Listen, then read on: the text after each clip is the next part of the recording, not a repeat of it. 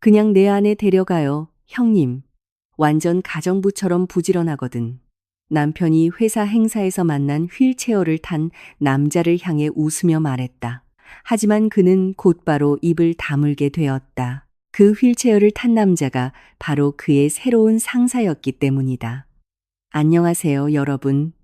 모두 건강하고 행복하시길 바랍니다. 이야기를 시작하기 전에 자막을 켜고 어디서 오셨는지 댓글로 남겨주세요. 좋아요, 댓글, 그리고 채널 구독도 잊지 마세요. 즐겁게 시청해주세요. 내 이름은 민주. 그날 밤, 나는 26살이었다. 지금의 남편, 진우와 결혼한 지 3년이 되었다. 한때는 그가 최고의 가장이자 때로는 잔인한 세상에서 나를 지켜줄 보호자이며 늙어서까지 함께할 친구가 될 것이라고 생각했다. 현실은 나는 우연히 결혼하게 된 가정부와 더 비슷했다. 매일 아침 나는 가장 먼저 일어나 아침 식사를 준비하고 그의 출근복을 다리고 도시락을 쌌다. 진우는 모든 것이 준비되었을 때 내려와 아직 반쯤 감긴 눈으로 밥을 먹고 이웃이 보고 있지 않는 한 내 이마에 입맞춤도 없이 집을 나섰다. 그가 떠나고 나면 나는 식탁을 치우고 설거지를 하고 집을 청소했다. 그리고 빨래, 다림질, 시장 보기, 점심과 저녁 식사 준비로 하루를 보냈다. 저녁에는 샤워를 하고 가볍게 화장을 한 뒤 미소로 그를 기다렸다. 몸이 부서질 것 같아도 진우는 그것이 아내의 의무라고 말했다. 그의 어머니도 그랬고 할머니도 그랬다고. 민주야, 넌 아내잖아. 아직 어리광 부리는 처녀가 아니라고. 내가 피곤하다고 불평할 때마다 그는 그렇게 말했다. 결혼 전에는 나도 일을 했다. 다국적 기업의 비서였다. 월급도 꽤 괜찮았고 심지어 그의 첫 월급보다 많았다. 하지만 진우는 결혼 후에 내가 일을 그만두길 원했다. 아내가 일하면 힘들어, 민주야. 밤늦게 퇴근하고 피곤하면 남편을 챙길 수 없잖아. 남편이 인스턴트 음식 먹는다고 이웃들에게 창피하다고. 나는 그때 사랑이 희생이라고 믿었기에 그의 말을 따랐다. 3년이 지난 지금 나는 그 희생이 일방적이었다는 것을 깨달았다. 그날 밤 진우는 환한 얼굴로 평소보다 일찍 퇴근했다. 민주야, 예쁘게 입어. 호텔에서 저녁 먹을 거야. 회사 행사인데 모든 직원이 배우자를 동반해야 한대. 나는 기뻤다. 드디어 그와 함께 외출하고 그의 회사 행사에 가고 그의 세상의 일부가 될 수 있게 되었다. 그동안 회사 행사가 있을 때마다 나는 항상 집에 남겨졌다. 넌 힘들게 올 필요 없어. 와봤자 회사 동료들과 말이 통하지도 않을 텐데. 라고 말하곤 했다. 하지만 오늘 밤은 달랐다. 나는 가지고 있던 유일한 드레스인 연말 세일 때 온라인으로 산 남색 드레스를 입었다. 발이 아팠지만 하이힐을 신었다. 진우가 플랫슈즈 신지 마. 격식에 안 맞아. 라고 말했기 때문이다. 나는 그의 옆에서 어울려 보이기 위해 아픔을 참았다. 5성급 호텔, 곳곳에 크리스탈 샹들리에가 빛나고 있었다. 넥타이를 맨 신사들과 값비싼 드레스를 입은 손님들. 나는 마치 요정들의 파티에 잘못 들어온 개구리가 된 기분이었다. 하지만 나는 미소를 지으려 애썼고 꼿꼿이 걸으려 했으며 이곳이 얼마나 어색한지 티내지 않으려 노력했다. 진우는 완전히 다른 사람이 되었다. 집에서는 무뚝뚝하던 그가 여기서는 이상적인 남편이 되었다. 그의 손이 내 허리를 감쌌고 모든 사람에게 친절하게 인사하며 제 아내 민주입니다. 라고 자랑스럽게 나를 소개했다. 처음에는 기뻤지만 그것이 모두 이미지 관리라는 것을 깨닫고 나서는 씁쓸했다. 그는 동료들 앞에서 예쁘고 충실한 아내를 둔 것처럼 보이고 싶었던 것뿐이었다. 1시간 동안 이곳저곳을 돌아다니며 인사를 나누자 내 발이 불타는 것 같았다. 싸구려 하이힐이 나를 고문했다. 나는 잠시 앉아도 되냐고 물었지만 진우는 다시 나를 끌어당겼다. 조금만 더, 민주야. 모든 사람에게 인사는 해야지. 징징대지 마. 나는 상처받은 마음을 삼키고 다시 미소를 지었다. 그때 내 눈에 휠체어를 탄 한 남자가 들어왔다. 그는 큰 창가 근처에 혼자 앉아 있었다. 소란스러운 곳에서 떨어져 화려한 도시의 야경을 배경으로 하고 있었다. 그의 검은 정장은 단정했고 재단이 훌륭했으며 얼굴은 평온했다. 턱선은 강인했고 눈은 부드러우면서도 날카로웠다. 그의 손에는 생수 한 잔이 들려 있었다. 그는 가끔 물을 마시며 창밖을 바라보는 것이 마치 깊은 사색에 잠긴 듯했다. 이 남자에게는 뭔가 다른 점이 있었다. 휠체어 때문이 아니라 그의 분위기 때문이었다. 가식적인 친절함으로 가득 찬 파티에서 그는 오히려 혼자 있기를 선택했다. 관심을 구걸하지도 아는 척하지도 않았다. 그는 그냥 존재했다. 저기 강혁 선배님이네. 진우가 갑자기 외쳤다. 내가 예전에 인턴할 때 선배였는데 지금은 큰 회사 임원이 됐다고 들었어. 몇 년 전에 사고를 당해서 하반신 마비가 왔다던데. 그런데도 경력은 엄청나게 성공했대. 천재라고 하더라고. 진우는 내 팔을 끌어 그 남자에게 다가갔다. 가서 인사하자. 인맥도 쌓고 나중에 내 승진에 도움이 될지도 모르잖아. 나는 다리를 쉬게 하고 싶었지만 어쩔 수 없이 그를 따랐다. 강혁 선배님, 진우가 역겨울 정도로 친한 척하는 목소리로 불렀다. 나는 미소를 유지하려 애썼다. 휠체어를 탄 남자가 고개를 돌렸다. 그의 눈이 우리를, 먼저 진우를, 그리고 나를 향했다. 잠시 그의 시선이 내게 멈췄고 나는 마치 내 마음속까지 꿰뚫어보는 듯한 느낌을 받았다. 진우 씨, 그의 목소리는 깊고 차분했으며 약간 놀란 기색이 있었다. 오랜만이네요. 와, 선배님, 저를 아직도 기억하시네요. 저는 겨우 3개월 인턴이었는데요. 강혁 선배는 옅은 미소를 지었다. 그때 마케팅팀에서 아주 성실했던 인턴이었죠. 그렇죠? 진우는 기뻐 보였다. 네, 맞습니다. 아직도 기억해 주시다니. 이쪽은 제 아내 민주입니다. 나는 한 걸음 앞으로 나아가 정중하게 살짝 고개를 숙였다. 안녕하세요. 강혁 씨가 고개를 끄덕였다. 안녕하세요. 처음 뵙겠습니다. 나는 그의 미소에 화답했고 그날 밤 처음으로 내가 남편의 액세서리가 아닌 한 인간으로 존중받는 느낌을 받았다. 하지만 그 행복은 짧았다. 진우는 뜬금없이 농담을 하기로 마음먹은 듯했다. 선배님, 계속 혼자 계시네요. 혼자 오셨어요? 라고 물었다. 강혁 씨는 담담하게 대답했다.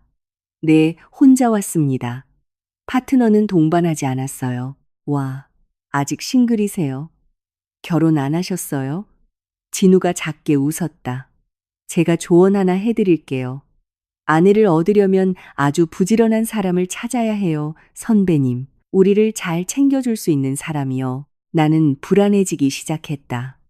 진우의 손을 끌고 그 자리를 떠나고 싶었다. 하지만 그는 계속 말했다. 제 아내, 민주요. 이 사람이 바로 이상적인 아내감이에요. 아침 일찍 일어나고 요리하고 집 청소하고 다림질하고 뭐든지 다 할 수 있어요. 엄청 부지런하다니까요. 마치 나는 그의 입에서 나올 말을 알았지만 멈출 수가 없었다. 그냥 내 안에 데려가요, 형님. 집에 도움이 필요한 사람이 있다면 말이에요. 가정부처럼 부지런하거든요. 진짜 약도 없어요. 그는 큰 소리로 웃었다. 주변에 몇몇 사람들이 쳐다보았다. 세상이 멈춘 것 같았다. 나는 사람들 앞에서 발가벗겨진 기분이었다. 육체적으로가 아니라 내 자존심이 발가벗겨졌다. 3년 동안 내가 바친 모든 노력, 모든 희생, 모든 사랑이 단 한 단어, 가정부로 전락했다. 나는 고개를 숙였다. 부끄럽고 화가 났다. 하지만 그보다 더 나는 산산조각난 기분이었다. 얼굴이 뜨거워지고 눈이 따가웠지만 눈물을 참았다. 여기서 울지 마, 민주야. 그에게 네가 약한 모습을 보여 만족감을 주지 마. 그때 강혁 씨의 목소리가 들렸다. 그는 전혀 웃고 있지 않았다. 아니, 진우 씨. 그의 목소리는 차갑고 얼어붙을 것 같았다. 진우는 여전히 웃고 있었다. 네, 선배님, 웃기죠. 필요하시면 그냥 데려가세요.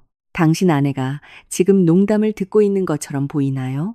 주변의 모든 소리가 사라지는 것 같았다. 오직 강혁 씨의 목소리만이 울려 퍼졌다. 진우는 웃음을 멈췄다. 그의 얼굴이 어색해졌다. 아, 선배님, 이건 그냥 부부 사이의 농담이죠. 당신 아내가 미소 짓고 있나요? 나는 고개를 들었다. 강혁 씨는 나를 뚫어지게 쳐다본 후 진우에게 시선을 돌렸다. 나는 그녀가 미소 짓는 것을 보지 못했습니다. 나는 그녀가 눈물을 참고 있는 것을 봤어요. 진우는 멍해졌다. 아, 선배님, 너무 과장하시네요. 나는 말을 끝내지 않았어요. 강혁 씨가 단호하게 말을 잘랐다.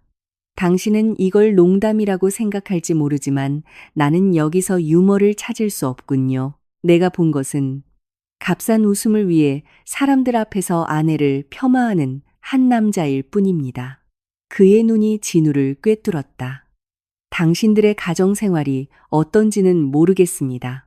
하지만 여기 내 앞에서 당신은 방금 당신의 아내를 망신시켰고 심지어 그것을 인지하지도 못하고 있어요. 진우는 입을 열었다가 다시 닫았다. 그의 얼굴이 새빨개졌다. 강혁 씨는 나에게 시선을 돌렸고 그의 눈빛은 따뜻하게 변했다. 죄송합니다. 민주 씨. 남편분께서 아마 선을 넘으신 것 같군요. 하지만 모든 사람이 그처럼 생각하는 것은 아니라는 점을 알아주셨으면 합니다. 당신은 그런 대우를 받을 사람이 아니에요. 내 눈물이 거의 쏟아질 뻔했지만 나는 참았다. 감사합니다. 라고 속삭였다. 진우가 상황을 수습하려 했다. 에이, 선배님, 농담인데 뭘 그렇게 심각하게 받아들이세요? 강혁 씨가 다시 그를 쳐다보았다. 나는 농담하는 게 아닙니다. 불편한 침묵이 흘렀다. 주변 사람들의 시선이 느껴졌다. 몇몇은 속삭였고 다른 이들은 그저 이 작은 드라마를 지켜보고 있었다. 진우는 그의 모든 자존심과 어리석음으로 다시 한번 시도했다. 그런데 선배님, 지금 큰 회사로 옮기셨다고 들었습니다. 어디신가요? 혹시 우리가 협력할 수 있을지도 모르겠네요. 강혁 씨는 정장 안주머니에서 명함을 꺼내 진우에게 건넸다. 몇 주 전에 옮겼습니다. 진우는 그 명함을 읽었다. 나는 그의 얼굴이 새빨갰다가 순식간에 창백해지는 것을 보았다. 강혁 글로벌 투자 홀딩스 대표이사. 그의 손이 떨렸다. 글로벌 투자 홀딩스, 그가 일하는 회사였다.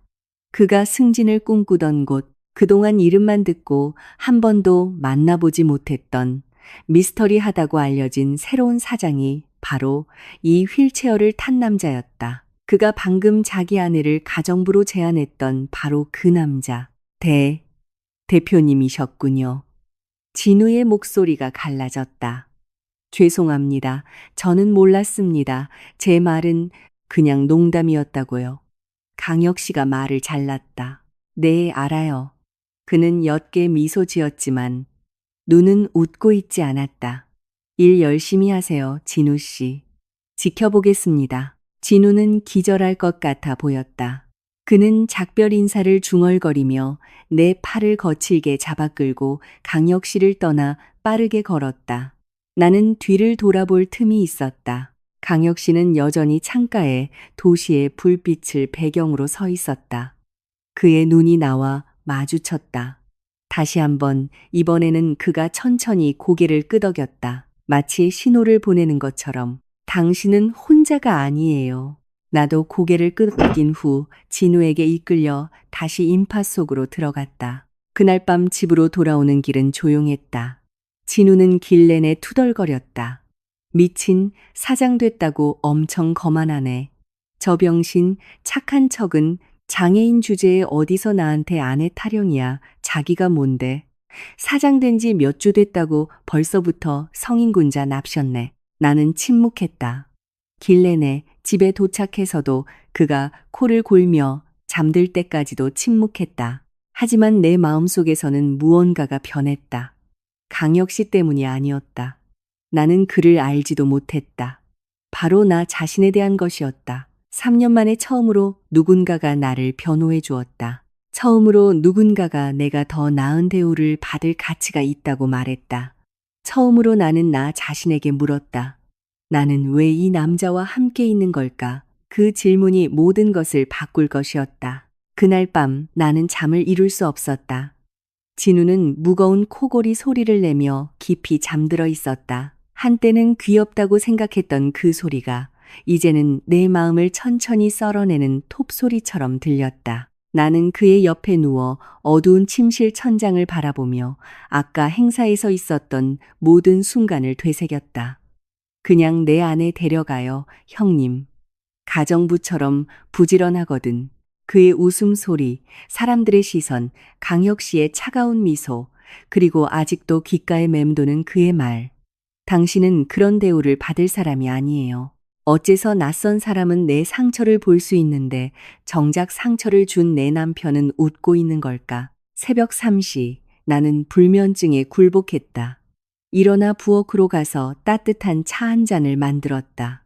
식탁에 앉아 벽에 걸린 우리 결혼 사진을 바라보았다. 2년 반 전, 나는 그 사진 속에서 활짝 웃고 있었다. 아름다운 새 삶이 시작될 것이라고 믿었다. 지금 나는 금이 가기 시작한 인형처럼 느껴졌다. 다음 날 아침, 나는 평소처럼 5시에 일어났다. 밥을 짓고 진우가 좋아하는 김치찌개를 끓였다. 그가 입을 파란색 셔츠를 다리고 그의 입맛에 딱 맞게 설탕을 약간만 넣은 믹스 커피를 탔다. 진우는 7시 30분에 내려왔다. 여전히 뚱한 얼굴이었다. 아마 어젯밤 일을 기억하는 모양이었다. 그는 말없이 밥을 먹으며 계속 휴대폰만 쳐다봤다. 나는 용기를 내어 말했다. 저기요, 어젯밤 일 말이야? 그가 퉁명스럽게 말을 잘랐다. 네.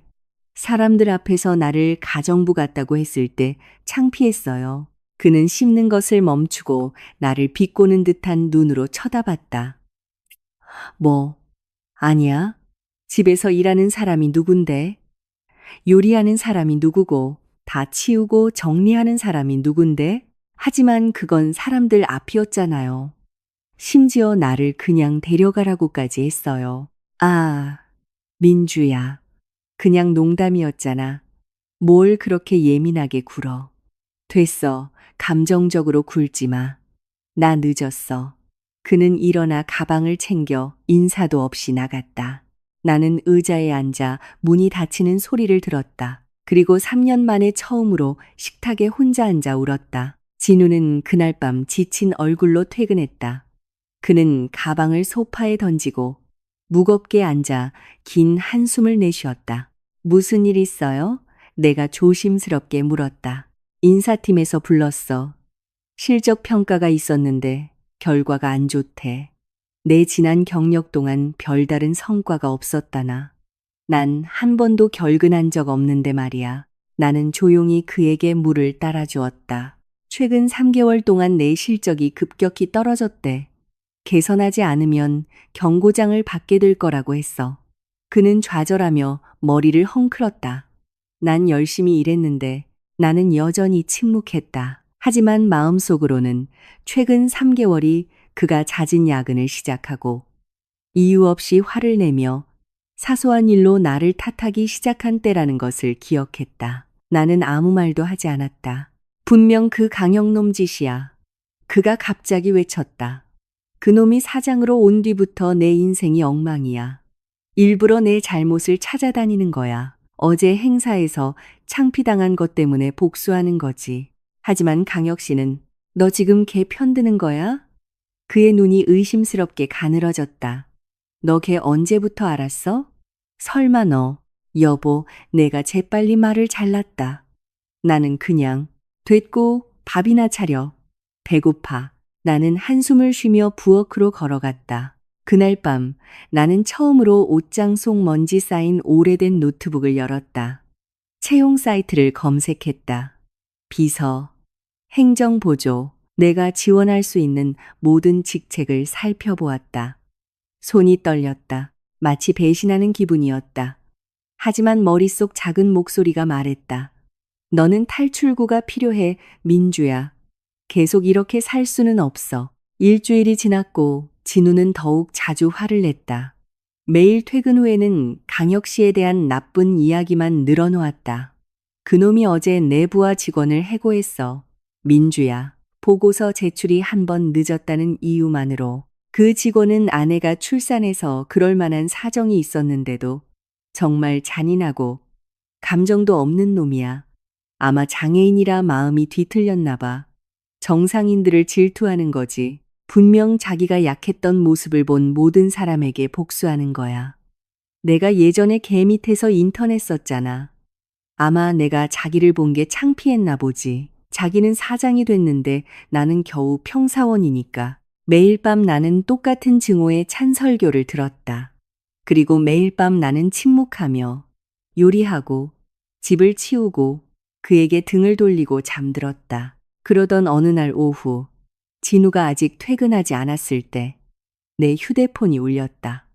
모르는 번호였다. 안녕하세요. 이민주 씨 맞으신가요? 건너편에서 전문적인 목소리가 들렸다. 저는 글로벌 투자 홀딩스 인사팀입니다. 행정보조 직책에 지원하신 서류를 검토했으며 면접을 진행하고 싶습니다. 심장이 뱉는 것 같았다. 글로벌 투자 홀딩스. 진우가 일하는 곳. 강혁 씨가 최고 경영자인 곳. 제가 면접 대상자로 선정되었다고요? 네. 수요일 오전 10시에 저희 본사 12층으로 오실 수 있으신가요? 나는 침을 삼켰다. 수요일 오전 10시. 진우는 분명히 사무실에 있을 것이다. 아마 10층에. 면접 장소보다 겨우 2층 아래. 여보세요? 아직 통화 중이신가요? 네, 갈 수 있습니다. 알겠습니다. 그럼 그때 뵙겠습니다. 전화가 끊겼다. 나는 의자에 주저앉았다. 심장이 미친 듯이 뛰었다. 이건 미친 짓이다. 정말로 미친 짓이다. 하지만 동시에 두려움과 긴장감, 그리고 흥분이 섞인 이상한 떨림이 가슴 속에서 느껴졌다. 3년 만에 처음으로 나만의 비밀이 생겼다. 더러운 비밀이 아니라 내 미래에 대한 비밀. 수요일이 왔다. 나는 새벽 4시에 일어나 평소보다 일찍 아침 식사를 준비했다. 진우가 필요로 하는 모든 것을 극도로 조심스럽게 준비했다. 어떤 단서도 주면 안 되었다. 여보, 나 오늘 시장 가서 고기 좀 사오려고. 나는 거짓말을 했다. 아마 좀 늦게 올 것 같아. 점심은 회사에서 해결해요. 진우는 무심하게 고개를 끄덕였다. 그래. 나 먼저 갈게. 그가 나가자마자 나는 욕실로 달려갔다. 빠르게 샤워하고 단정하지만 너무 튀지 않게 옷을 입었다. 검은색 스커트, 회색 블레이저, 플랫슈즈, 안전한 전문가의 모습이었다. 지하철. 나는 지하철을 타고 회사로 향했다. 1시간의 여정이 한 세기처럼 느껴졌다. 지하철 안에서 나는 마음속으로 면접 질문에 대한 답변을 계속 연습했다. 왜 여기서 일하고 싶으신가요? 잃어버린 자존감을 되찾고 싶어서요. 이전 직장은 왜 그만두셨나요? 남편이 그만두라고 해서요. 왜 지금 다시 일하고 싶으신가요? 가정부 취급받는 것에 지쳐서요. 물론 그렇게 말할 수는 없었다. 나는 9시 30분에 회사 로비에 도착했다. 건물은 높이 솟아 있었고 로비는 반짝이는 대리석으로 넓었다. 긴장감에 속이 울렁거리는 것을 억눌러야 했다. 안녕하세요. 무슨 일로 오셨나요? 접수원이 친절하게 인사했다. 면접 보러 왔습니다. 성함과 부서를 알려주시겠어요? 이민주입니다. 비서팀입니다. 방문객 명부를 작성해 주시고 방문증을 받으세요. 왼쪽 전용 엘리베이터를 타고 12층으로 올라가시면 됩니다. 전용 엘리베이터는 분리되어 있었고 더 고급스러웠다. 나는 혼자 엘리베이터에 타서 12층 버튼을 눌렀다. 엘리베이터 안에서 나는 눈을 감고 기도했다. 하나님, 모든 것이 순조롭게 풀리게 해주세요. 이게 옳은 일인지 그른 일인지 모르겠지만 저는 지쳤어요. 너무나도 지쳤어요. 엘리베이터 문이 열렸다. 12층. 접수원이 미소로 나를 맞았다. 이민주 씨, 저를 따라오세요.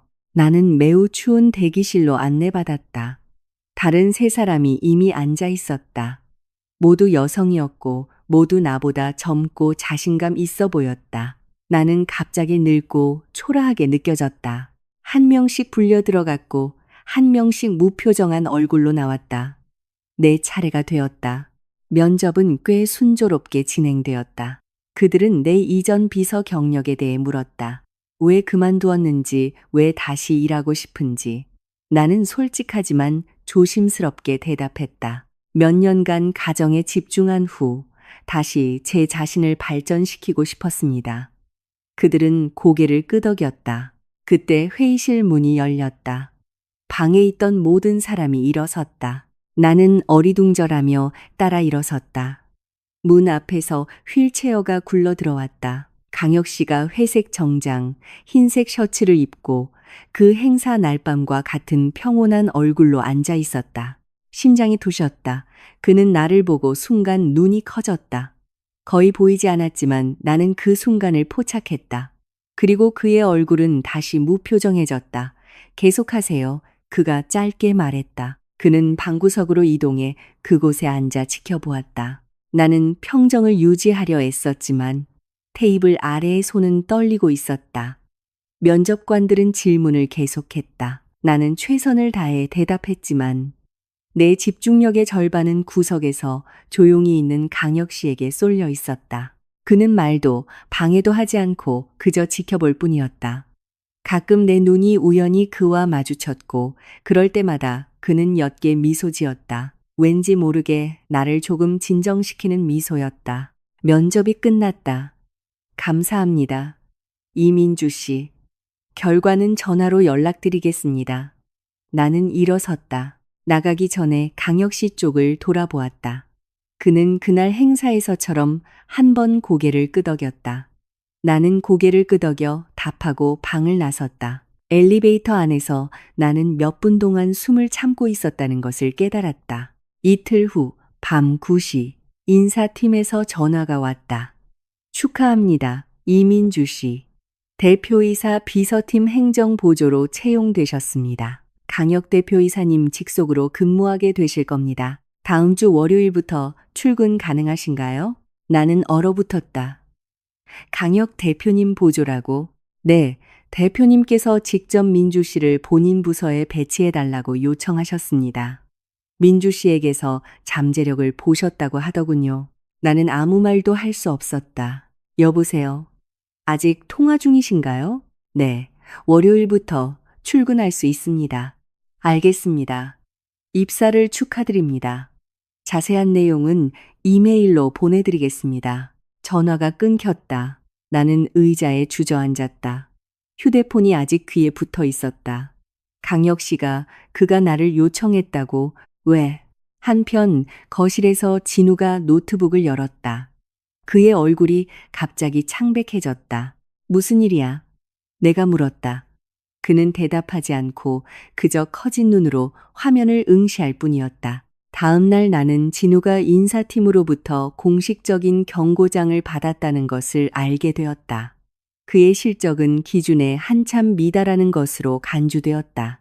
그리고 그에게 가장 고통스러운 것은 그가 그토록 원했던 과장 직책이 더 젊은 다른 직원에게 돌아갔다는 사실이었다. 나 망신당했어, 민주야. 그가 그날 밤 소리쳤다. 모든 사람 앞에서 그 공지가 낭독됐다고. 그 강혁놈이 일부러 그런 거야. 나는 조용히 저녁 식사를 준비하며 동정하는 표정을 지었지만 마음속으로는 작은 속삭임이 들렸다. 이건 시작일 뿐이야. 여보, 그리고 다음 주 월요일 나는 15층에서 일하게 될 것이다. 당신보다 3층 위에서 같은 사장님과 함께 내가 다시 모으기 시작한 자존심을 가지고 무슨 일이 일어날지는 몰랐지만 3년 만에 처음으로 나는 희망을 느꼈다. 일요일 밤, 나는 방바닥에 열린 작은 캐리어 앞에 앉아 있었다. 진우는 거실에서 TV를 보고 있었고 내가 뭘 하든 신경 쓰지 않았다. 지난 한 해 동안 그는 내 활동에 대해 묻는 것을 그만두었다. 아마 내가 영원히 여기 있을 것이라고 생각했을 것이다. 가구처럼, 떠나지 않을 소유물처럼. 캐리어에는 몇 벌의 근무복, 여분의 플랫슈즈, 그리고 비상 상황을 위한 꽤 단정한 원피스 하나만 들어 있었다. 나는 집을 떠나지 않을 것이다. 아직은, 하지만 왠지 모르게 비상 가방을 준비해야 할 것 같았다. 무대에서 언제 내려와야 할지 아는 배우처럼. 방에서 뭐해? 이리 와서 같이 TV 보자. 진우가 거실에서 소리쳤다. 나는 한숨을 쉬고 캐리어를 닫아 옷장 구석에 넣었다. 그리고 거실로 걸어가 그의 옆에 앉아 지루한 퀴즈쇼를 보는 척했다. 진우의 손이 내 허리를 감싸고 나를 가까이 끌어당겼다. 예전에는 이것을 좋아했지만 지금은 그저 가만히 있을 수밖에 없었다. 내 몸은 뻣뻣했다. 내 생각은 내일 아침으로 날아갔다. 월요일, 첫 출근 날. 아침 6시에 나는 이미 일어나 있었다. 진우는 아직 자고 있었다. 나는 내 집에서 도둑처럼 조용히 움직였다. 빠르게 샤워하고 옷을 골랐다. 검은색 스커트, 흰색 긴팔 상의, 플랫슈즈. 너무 튀지 않으면서도 단정하고 전문적인 모습이었다. 아침 식사는 평소처럼 준비했다. 김치볶음밥, 계란 프라이, 우유 한 잔, 그리고 작은 메모를 썼다. 여보, 아침 식사 준비해뒀어요. 장 보러 시장 좀 다녀올게요. 민주가. 거짓말, 하지만 이 3년의 결혼 생활에서 배운 작은 거짓말이었다. 때로는 살아남기 위해 거짓말을 해야만 했다. 7시 30분, 나는 이미 버스 정류장에 있었다. 서울의 아침 공기는 아직 신선했다. 아니, 적어도 덜 오염되었다. 버스가 도착했다. 나는 버스에 올랐고 회사까지 1시간의 여정이 시작되었다. 버스 안에서 나는 눈을 감고 무슨 일이 일어날지 생각했다. 어쩌면 엘리베이터에서 진우를 만날지도 모른다. 어쩌면 그가 화를 낼지도 모른다. 나는 눈을 떴다. 됐어, 민주야. 미리 걱정하지 마. 그냥 부딪혀봐. 글로벌 투자 홀딩스 건물이 내 앞에 우뚝 솟아 있었다. 8시 50분. 나는 로비에 서서 오르내리는 엘리베이터들을 바라보며 심장이 불규칙하게 뛰는 것을 느꼈다. 면접날과 같은 접수원이 나를 친절하게 맞이했다. 안녕하세요, 이민주 씨. 입사를 축하드립니다. 15층으로 올라가시면 됩니다. 대표이사 비서실장님께서 맞이해 주실 겁니다. 나는 고개를 끄덕이고 방문증을 받아 일반 엘리베이터로 향했다. 15층. 문이 열리자 두꺼운 안경을 쓴 중년 남성이 기다리고 있었다. 안녕하세요, 이민주 씨. 저는 김 실장입니다. 저를 따라오시죠. 나는 그의 뒤를 따라 단정한 책상들과 유리 회의실들을 지나 2개의 책상이 있는 꽤 큰 공간에 도착했다. 여기가 이민주 씨 자리입니다. 김 실장이 컴퓨터, 전화기, 그리고 완벽하게 구비된 문구류가 놓인 작은 책상을 가리키며 말했다. 저 뒤쪽 책상은 대표님 자리입니다. 아직 출근 전이시네요. 보통 9시에 오십니다. 먼저 사무실 환경에 익숙해지시면 됩니다. 감사합니다, 실장님. 그는 미소 지었다. 저는 옆방에 있으니 도움이 필요하면 부르세요. 그럼 수고하세요. 그가 떠났다. 나는 새 의자에 앉아 깔끔한 책상, 켜져 있는 컴퓨터, 그리고 마치 나를 위해 특별히 준비된 듯한 커피 한 잔을 바라보았다. 이상한 기분이었다. 이게 사무실이다. 이게 내일이다. 이건 내 것이다. 그때 진우 생각이 났다. 아마 지금쯤 그는 10층에 도착했을 것이다. 그의 좁은 칸막이에 앉아 그의 아내가 5층 위에 있다는 사실을 모른 채 9시 10분 엘리베이터 문이 열리고 휠체어가 굴러 들어왔다. 강혁 씨였다. 오늘은 하늘색 셔츠, 회색 정장, 그리고 어두운 패턴의 넥타이를 메고 있었다. 머리는 단정하게 빗어 넘겼고 아침인데도 얼굴은 상쾌해 보였다. 그의 눈이 즉시 나를 발견했고 그는 미소 지었다. 좋은 아침입니다. 민주 씨, 오래 기다렸어요? 나는 약간 긴장하며 일어섰다. 좋은 아침입니다, 대표님. 30분 정도 되었습니다. 앉으세요.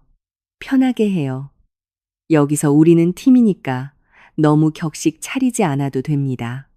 그는 자기 책상으로 가서 가방을 휠체어 옆에 놓았다. 나는 이제 그를 더 자세히 볼 수 있었다. 그의 움직임은 숙련되고 효율적이었다. 그의 손은 휠체어 바퀴를 돌릴 때 강했지만 여전히 우아했다. 그가 움직이는 방식에는 엄청난 자신감이 있었다. 첫날은 천천히 흘러갔다. 강혁 씨는 내 업무에 대해 설명해 주었다. 일정 관리, 전화 응대, 이메일 분류, 회의 자료 준비, 모두 내가 예전에 비서로 일할 때 하던 일들이었다. 마치 집에 돌아온 기분이었다. 점심시간에 그가 물었다. 보통 구내식당에서 먹어요? 아니면 도시락을 싸와요? 보통. 아니, 아직 잘 모르겠습니다, 대표님. 그는 미소 지었다. 괜찮으면 같이 점심 먹을래요?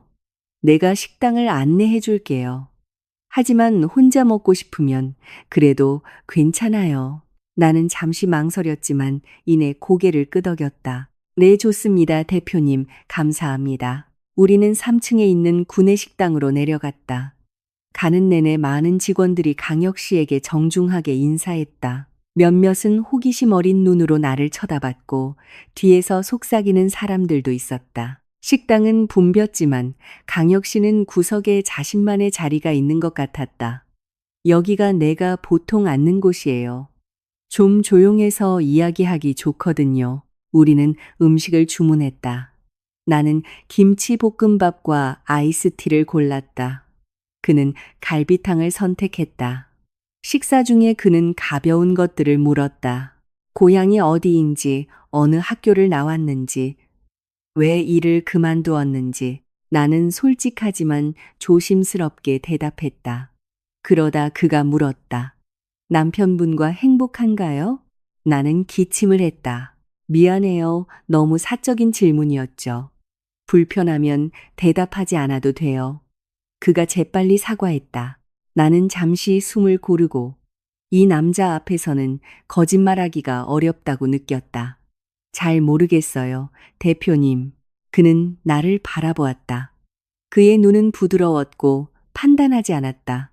그날 밤 당신을 봤어요. 남편이 그런 말을 했을 때 당신의 눈은 텅 비어 있었어요. 마치 모든 것을 포기한 사람처럼. 나는 그 기분을 알아요. 대표님도 그런 경험이 있으세요? 그는 씁쓸하게 미소 지었다. 예전에 제가 막 하반신 마비가 되었을 때 전 약혼녀가 떠났어요. 장애인과 함께 살 자신이 없다고 하더군요. 가족 중 일부는 제가 요양원에 들어가는 게 낫겠다고 했어요. 짐이 되지 않도록요. 나는 말을 잇지 못했다. 죄송합니다, 대표님. 괜찮아요. 그건 옛날 일이에요. 이제 나는 휠체어가 장애물이 아니라는 것을 증명했죠. 그는 나를 날카롭게 쳐다봤다. 당신도 할 수 있어요, 민주 씨. 당신은 잠재력이 있어요. 남편이든 가족이든 누구든 당신이 그 사실을 잊게 만들게 두지 마세요. 가슴 속에 따뜻함이 퍼졌다. 마치 비 오는 날 마시는 달콤한 차처럼. 감사합니다, 대표님. 오후 5시 강혁 씨가 나를 불렀다. 민주 씨, 잠깐 10층에 같이 가주세요. 마케팅팀과 작은 회의가 있는데 기록을 좀 도와줄 수 있어요? 10층, 진우가 일하는 곳. 심장이 빠르게 뛰었다.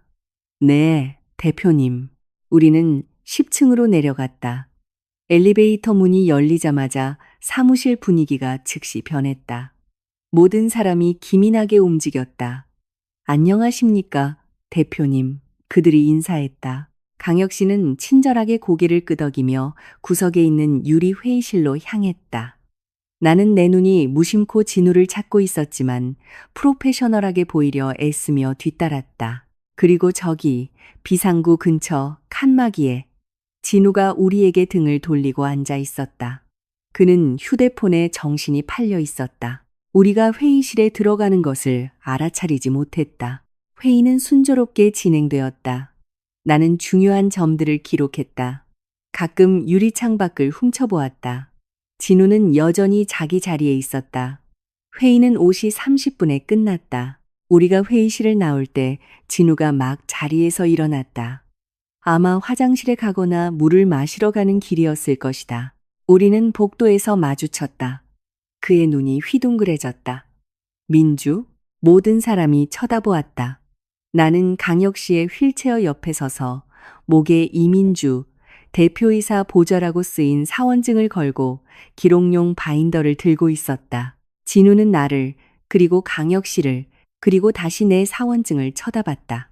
그의 얼굴은 놀람에서 분노로, 그리고 창백함으로 변했다. 너, 여기서 일해? 안녕하세요, 진우 씨. 내 목소리는 차분했다. 네, 오늘부터 여기서 보조로 일하게 됐어요. 보조? 이 사람 보조? 그의 목소리가 날카롭게 거의 비명처럼 들렸다. 강혁 씨가 나섰다. 무슨 문제라도 있습니까, 진우 씨? 당신 아내는 우리 부서의 신입사원이 맞습니다. 정당한 절차를 거쳐 선발되었어요.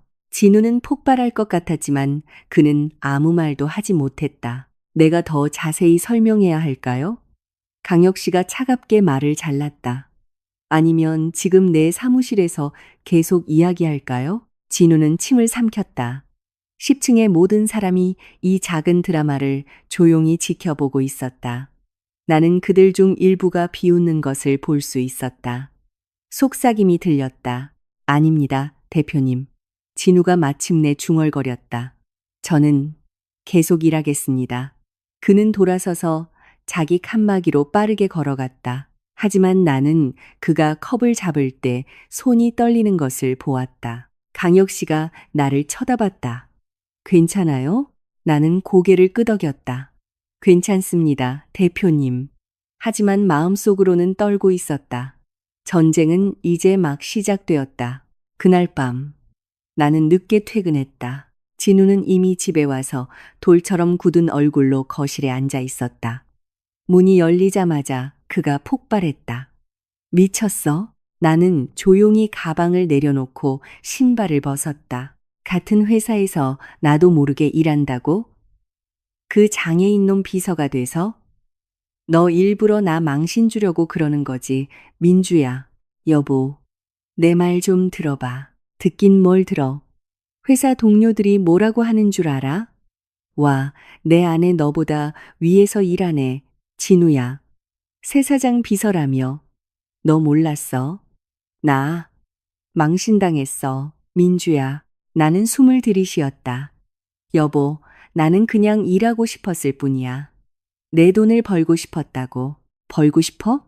뭘? 내가 그동안 부족하게 해줬어? 먹는 거, 사는 거, 다 내가 해줬잖아. 그런데도 넌 만족을 못해? 나는 그저 침묵했다. 그는 일어섰다. 얼굴이 붉어졌다. 내가 바보인 줄 알아? 분명 그 강형놈 계획이야. 일부러 널 채용해서 나를 망신 주려고 한 거라고. 너희 둘, 내 뒤에서 이미 다 짜고 있었지. 응? 이 모든 걸 계획했잖아. 그는 다가왔다. 나는 반사적으로 뒤로 물러섰다. 여보, 아무 계획도 없었어. 거짓말. 그가 손을 들었다. 나는 눈을 감았지만 주먹은 날아오지 않았다. 나는 눈을 떴다. 진우가 손을 내렸다. 그의 숨소리는 거칠었고 눈은 광기에 차 있었다. 나가. 뭐? 내 집에서 나가. 당장. 나는 얼어붙었다. 여보, 지금 밤이 깊었어. 나가라고 했어. 그는 테이블 위에 꽃병을 던져 박살냈다. 나는 뒤로 물러나 문으로 향했고 가방을 집어들고 밖으로 나갔다. 문이 내 뒤에서 세게 닫혔다. 나는 조용한 아파트 복도에 서 있었다. 가방 안에 지갑이 있다는 것을 깨달았다.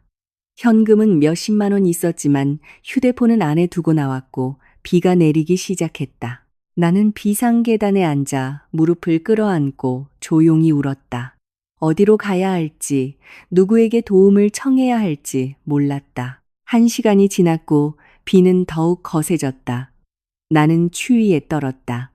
그때 갑자기 복도 끝에서 휠체어가 천천히 굴러왔다. 강혁 씨였다. 그는 흠뻑 젖어 있었다. 정장은 물에 젖었고 머리카락은 이마에 달라붙어 있었지만 그의 눈은 나를 찾고 있었다.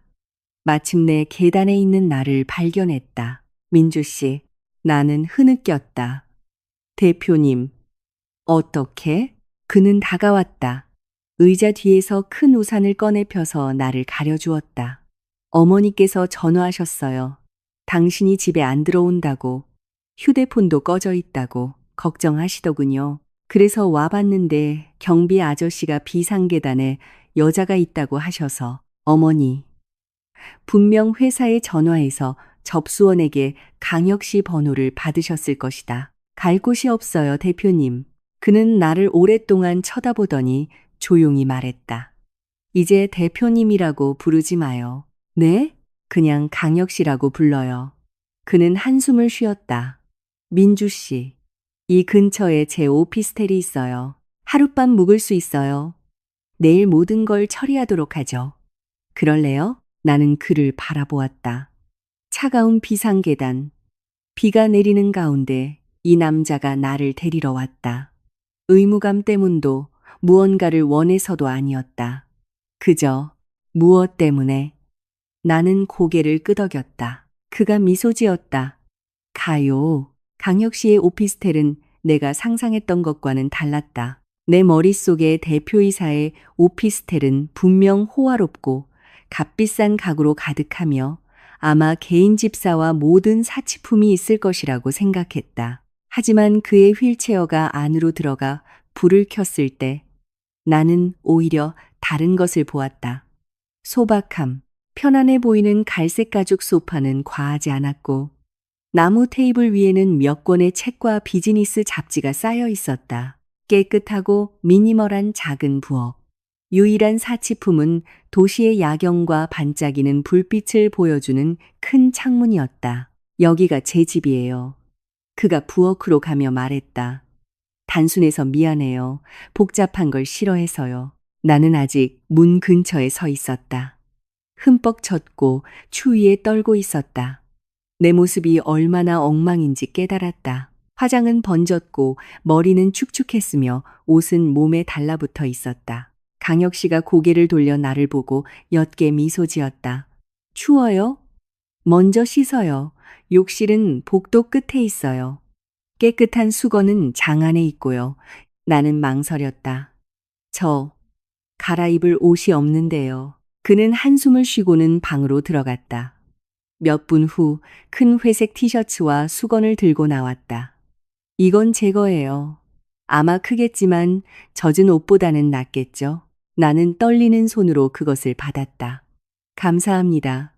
강혁 씨, 욕실에서 나는 젖은 옷을 벗고 한참 동안 따뜻한 물줄기 아래에 서 있었다. 물이 내 몸을 씻어내리면서 어젯밤부터 내게 남은 아픔, 분노, 그리고 절망감도 함께 씻겨나가는 것 같았다. 너는 남편에게 집에서 쫓겨났어.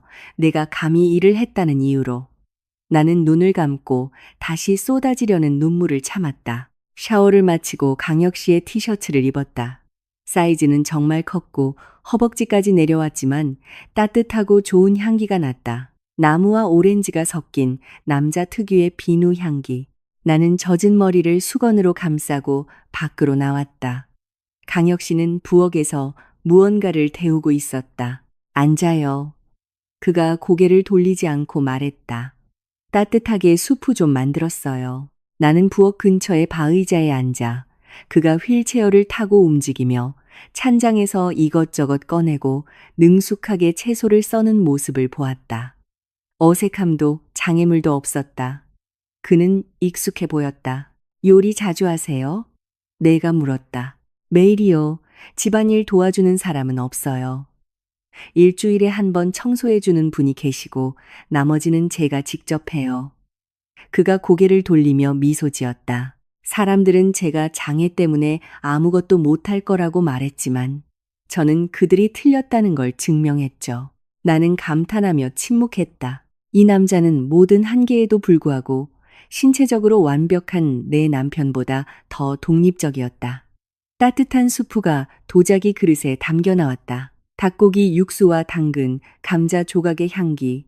소박하지만 군침이 돌았다. 먹어요. 그가 부드럽게 말했다.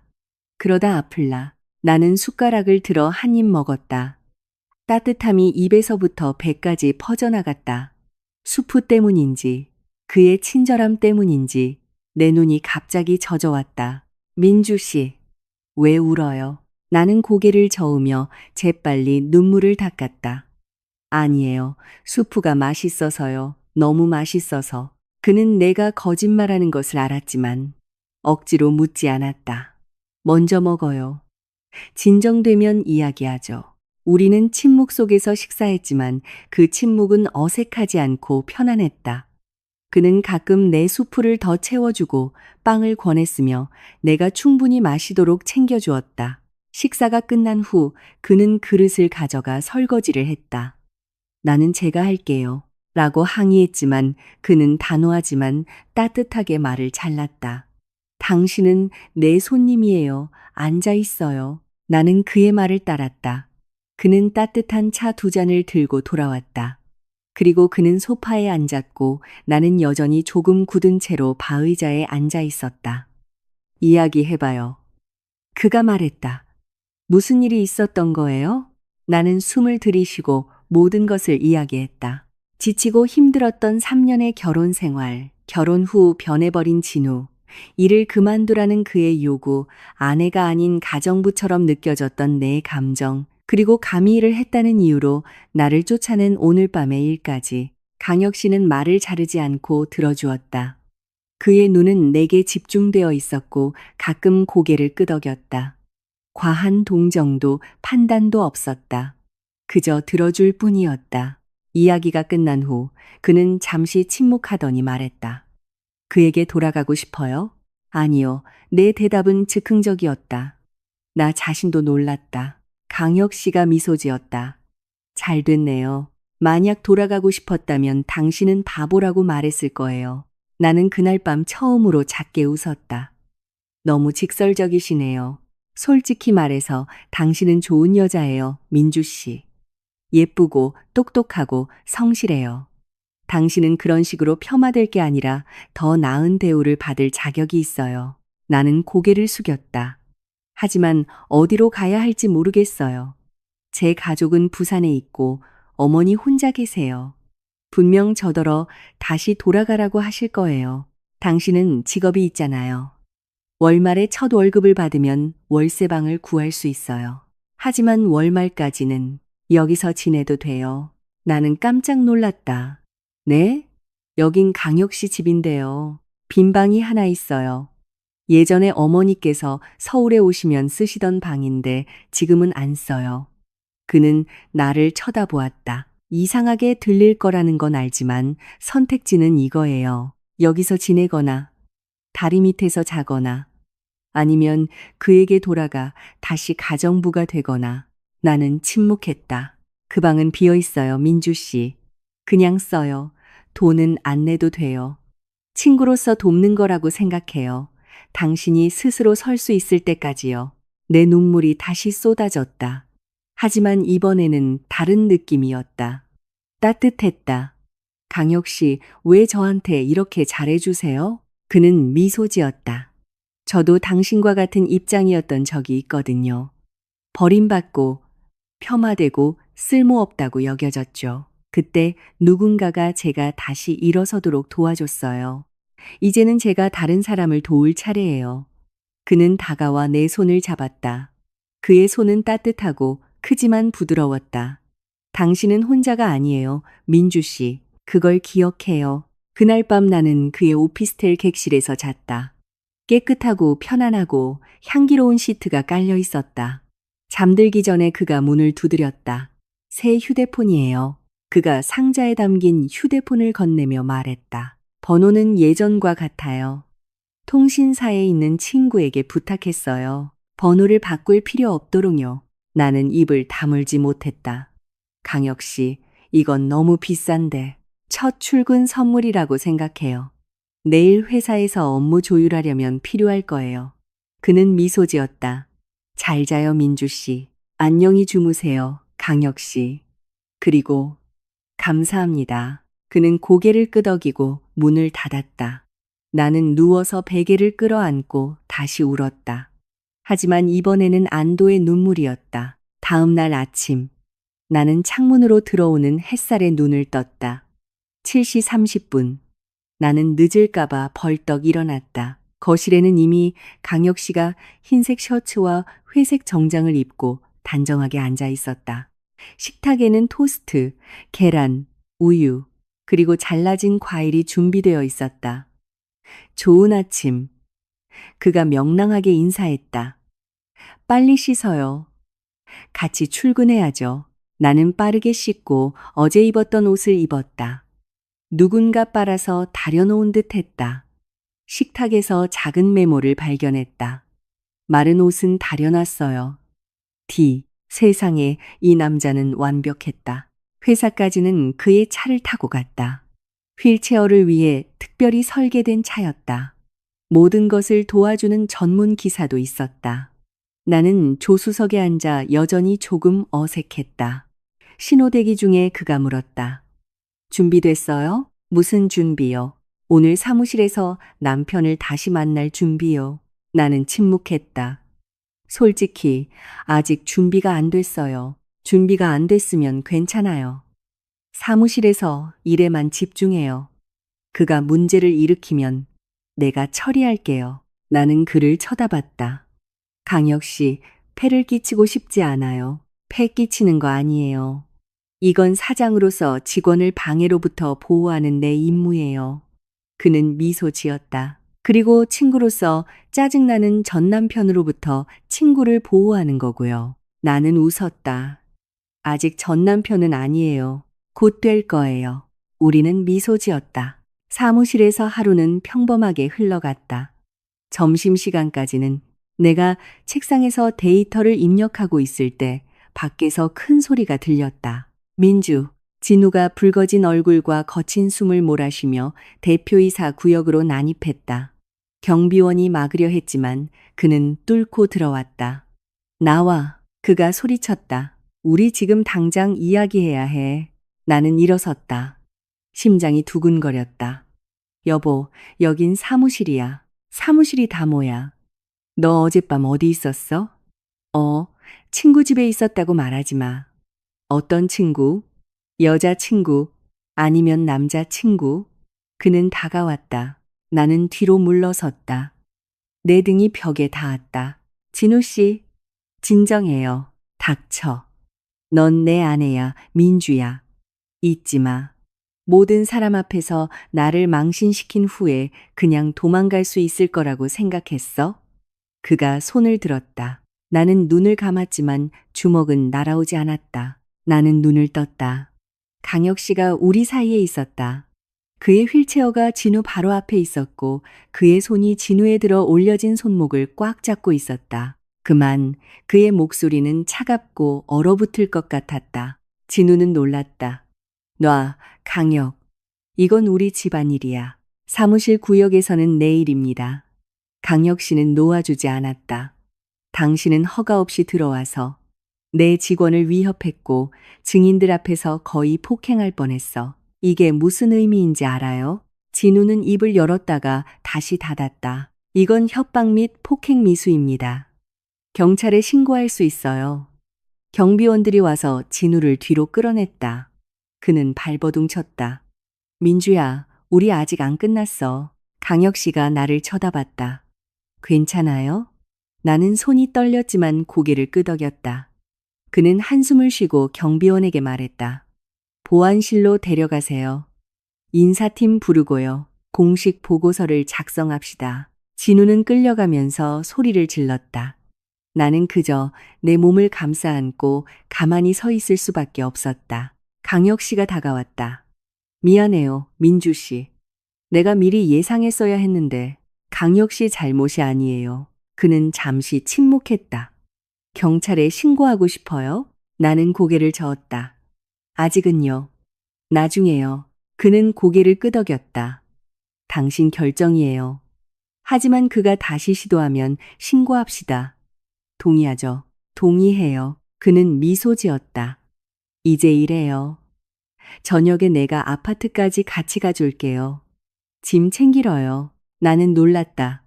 강혁 씨, 번거롭게 그럴 필요 없어요. 내가 데려다 줄게요. 당신이 혼자가 아니라는 걸 그가 알아야 하니까. 그날 저녁, 우리는 아파트로 갔다. 나는 열쇠를 사용하지 않고 문을 두드렸다. 진우가 문을 열었다. 여전히 붉어진 얼굴이었다. 내 뒤에 있는 강혁 씨를 보자마자 그가 폭발했다. 너희 진짜? 민주는 자기 물건만 가지러 왔어요. 강혁 씨가 차분하게 말을 잘랐다. 오래 걸리지 않을 겁니다. 진우는 저항하고 싶었지만 강혁 씨가 일부러 데려온 2명의 경비원이 복도에 서 있었다. 그는 내가 들어가서 옷과 중요한 물건들을 챙기는 동안 그저 으르렁거릴 수밖에 없었다. 몇 분 후 나는 캐리어 하나를 들고 나왔다. 진우가 불렀다. 민주, 네가 지금 가면 다시 돌아올 생각하지 마. 나는 멈춰서서 돌아보았다. 여보, 나 돌아오지 않을 거야. 그는 놀랐다. 아마 내가 그렇게 말할 거라고는 예상하지 못했던 모양이다. 우리 이혼은 원만하게 처리하든지 아니면 법정에서 하든지 당신 마음대로 해. 내가 이어서 말했다. 그의 눈이 커졌다. 잘 가, 여보. 나는 돌아섰다. 강혁 씨가 나를 보고 미소 지었다. 우리는 뒤에서 소리 지르는 진우를 남겨두고 떠났다. 엘리베이터 안에서 강혁 씨가 말했다. 당신 대단하네요. 나는 미소 지었다. 전 이제 막 시작했을 뿐이에요. 그는 웃었다. 알아요. 그리고 처음으로 나는 진정으로 살아있다고 느꼈다. 그날 밤 이후 2주가 흘렀다. 나는 강혁 씨의 오피스텔 객실에서 지내며 그 방을 내 물건들로 조금씩 채워나갔다. 회사에서는 여전히 업무적인 관계를 유지했지만 퇴근 후에는 함께 저녁을 먹거나 영화를 보거나 혹은 늦게까지 이야기를 나누는 일이 잦아졌다. 그는 언젠가 자신의 회사를 세우고 싶다는 꿈에 대해 이야기했다. 나는 오래전 묻어두었던 내 꿈, 대학원에 진학하고 싶고 커리어를 쌓고 싶고 존중받고 싶다는 꿈에 대해 이야기했다. 서서히 나는 다시 살아나는 것을 느꼈지만 나쁜 소문은 빠르게 퍼져나갔다. 사무실에서의 수군거림은 처음에는 희미했지만 점점 더 커져갔다. 저기 봐, 강 대표님 세비서. 대표님 오피스텔에서 산대. 10층 마케팅팀 직원 아내라며 맙소사. 너무하네. 남편이 같은 회사에서 일하는데 집은 나왔다고는 하던데. 그래도 그렇지. 정말 분수를 모르는 여자네. 좋은 직장 얻었으면 됐지 사장까지 꼬시다니. 내가 지나갈 때마다 그들은 입을 다물었지만 그들의 눈은 말하고 있었다. 나는 날카로운 시선, 비꼬는 미소, 그리고 일부러 들으라는 듯 크게 속삭이는 소리를 느낄 수 있었다. 나는 꿋꿋하게 버티려 노력했다.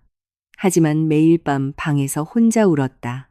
어느 날 오후 친절하던 김 실장님이 나를 그의 사무실로 불렀다. 민주 씨, 친구로서 이야기하고 싶어서요. 그가 조용히 말했다. 상사로서가 아니고요.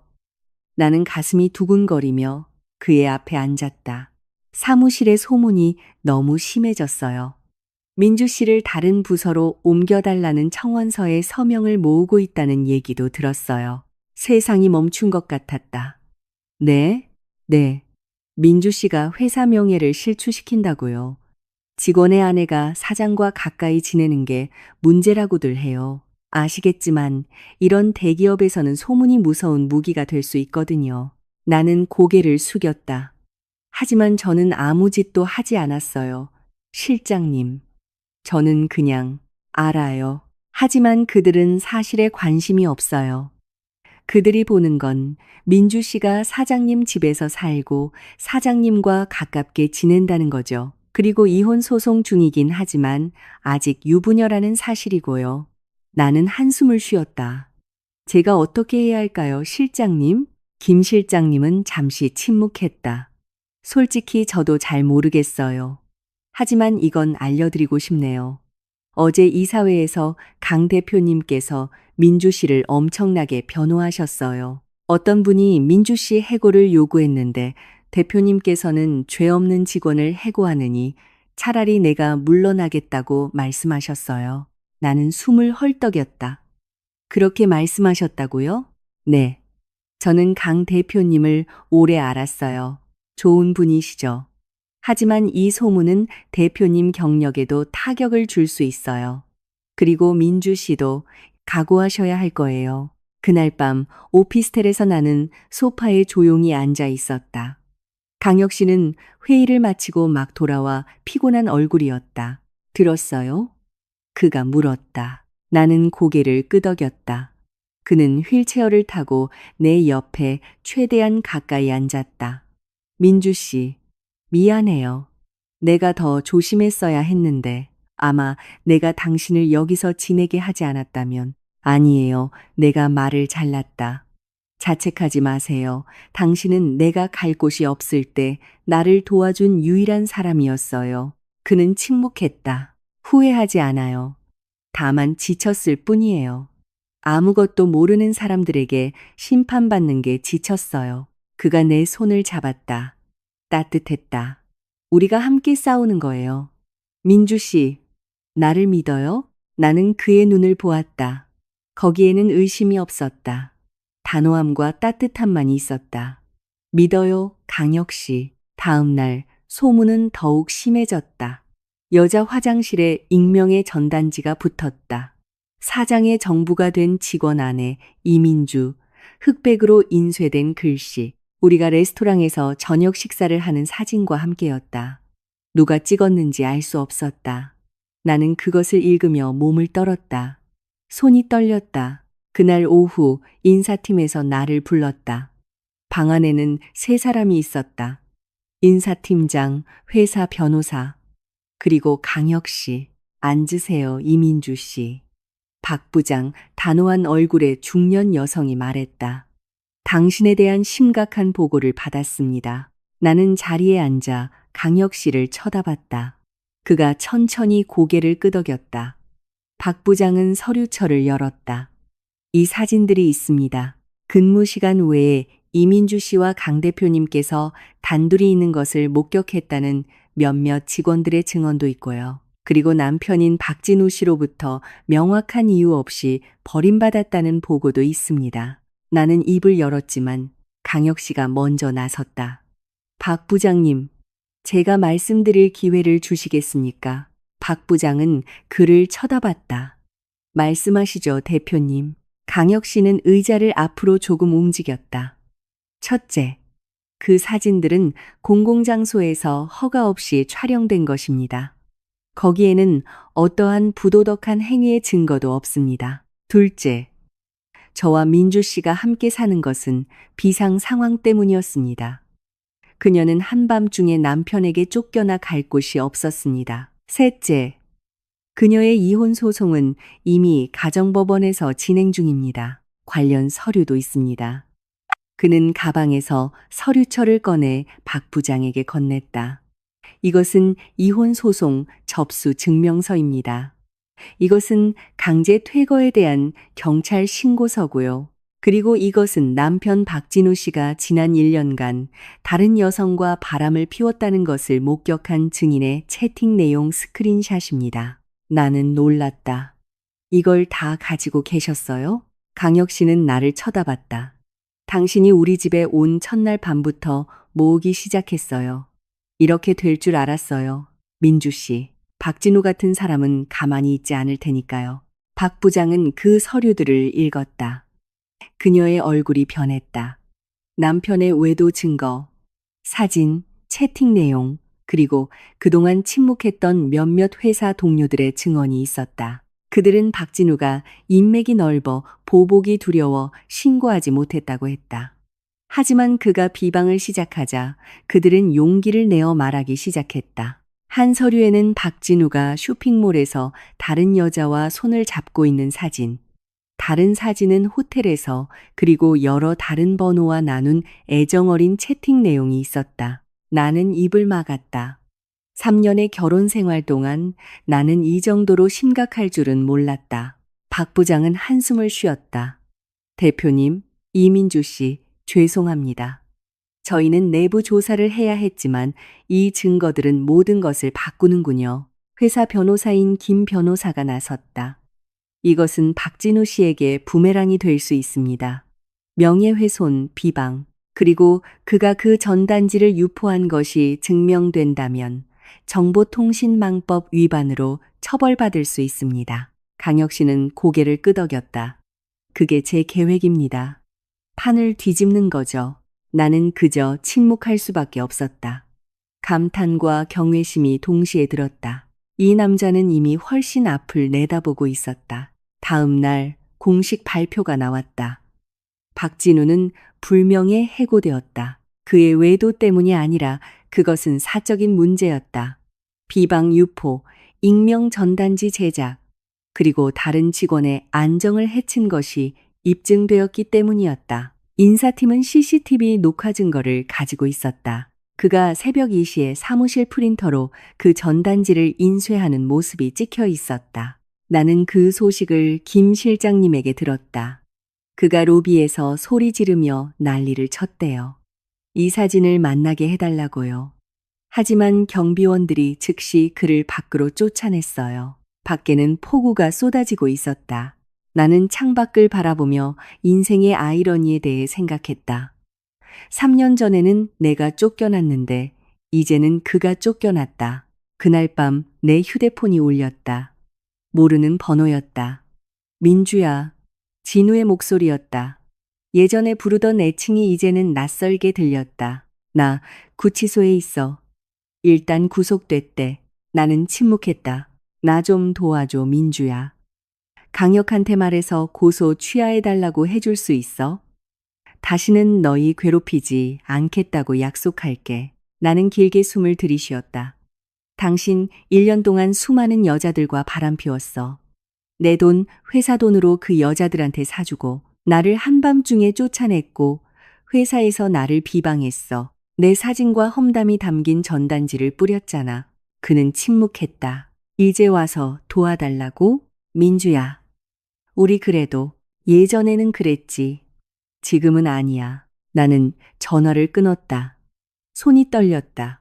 다음 날 나는 강혁 씨에게 이 사실을 알렸다.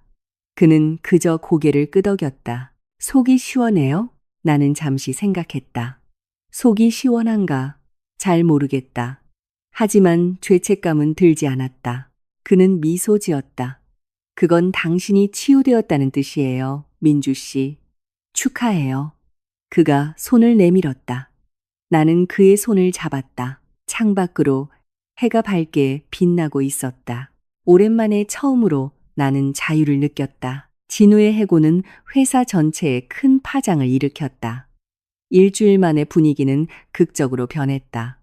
나에 대한 수군거림은 이제 그에 대한 수군거림으로 바뀌었다. 하지만 모든 것이 긍정적인 것은 아니었다. 여전히 진우를 옹호하며 그가 그를 제거하려는 내부자의 음모의 희생양이라고 생각하는 사람들도 있었다. 나는 주목의 중심이 되었고 그것은 좋은 관심이 아니었다. 어느 날 아침 내가 15층 탕비실에서 커피를 타고 있을 때 잡담하던 2명의 행정직원이 나를 보자마자 조용해졌다. 하지만 내가 떠나기 전에 그들 중 한 명이 들으라는 듯 크게 말했다.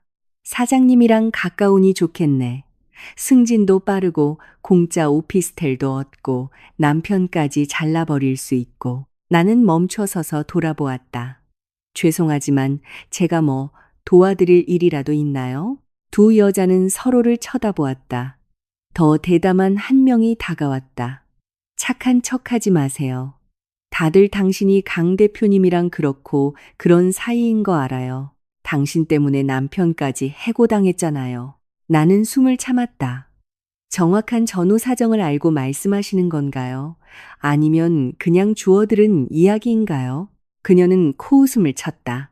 분명한 건 당신이 오기 전까지 이 회사는 조용했다는 거예요. 지금은 직원이 해고되고 온갖 소문이 난무하잖아요. 조용했다고? 나는 거의 웃을 뻔했다. 제 남편, 전 남편은 지난 1년 동안 프로젝트 자금을 횡령하고 수많은 여자와 바람을 피우고 다른 직원들을 협박했어요. 그걸 당신은 조용했다고 부르는 건가요? 그 여자는 입을 열었지만 아무 말도 나오지 않았다. 말하기 전에 사실부터 확인하세요. 뜬 소문의 확성기가 되지 말고요. 나는 입을 다물지 못하는 그들을 뒤로 하고 떠났지만 가슴은 두근거렸다. 이런 대립은 지치는 일이었다. 그날 오후 강혁 씨가 나를 그의 사무실로 불렀다. 그의 얼굴은 굳어 있었다. 민주 씨, 앉아요. 나는 자리에 앉았다. 불길한 예감이 들었다. 오늘 진우 씨 가족이 회사로 찾아왔어요. 그의 어머니, 여동생, 그리고 몇몇 친척들이요. 나에게 고소를 취하하고 그의 직위를 복직시켜 달라고 요구했어요. 나는 침묵했다. 무릎 위에 손이 주먹을 쥐었다. 나는 거절했어요. 그리고 그는 한숨을 쉬었다. 그들은 내일 사람들을 데리고 와서 여기서 시위를 하겠다고 위협했어요. 진우의 정의를 요구하며 회사 앞에서 시위하겠다고요. 맙소사. 보안팀과 경찰에는 이미 협조를 요청했어요. 하지만 말해야겠어요, 민주 씨. 이건 걷잡을 수 없이 커질 수 있어요. 언론이 올지도 모르고요. 당신 이름이 거론될 수도 있어요. 나는 고개를 숙였다. 죄송해요, 강혁 씨. 제가 이 문제를 이봐요. 그의 목소리가 부드러워졌다. 자책하지 마요. 이건 당신 잘못이 아니에요. 이건 자신의 행동에 대한 결과를 받아들일 수 없는 그들의 잘못이에요. 그는 다가왔다. 나는 단지 당신이 준비되길 바랄 뿐이에요. 내일 무슨 일이 일어나든 당신은 여기 건물 안에 있어요. 나가지 마요. 내가 상대할 테니까. 하지만 강혁 씨, 민주 씨, 그의 눈이 나를 단호하게 쳐다봤다. 나는 살면서 많은 사람을 잃었어요. 그들 때문에 당신을 잃을 수는 없어요. 내 마음이 녹아내렸다. 강혁 씨. 그는 미소 지었다. 나를 믿죠? 나는 고개를 끄덕였다. 다음 날 아침 9시 아래층에서 고함 소리가 들려왔다. 나는 15층 창문에서 내려다보았다. 수십 명의 사람들이 정문 앞에 모여 있었다. 음모의 희생양 진우에게 정의를, 가정 파괴범 이민주를 추방하라. 깡패 사장 강혁은 물러나라. 라고 쓰인 현수막이 펼쳐져 있었다. 심장이 두근거렸다. 하지만 강혁 씨는 이미 1층에서 보안팀과 몇몇 경찰관들과 함께 있었다. 나는 그저 기도할 수밖에 없었다. 얼마 지나지 않아 내 휴대폰이 울렸다. 모르는 번호였다. 민주야, 나 진우 엄마다. 머리가 지끈거렸다.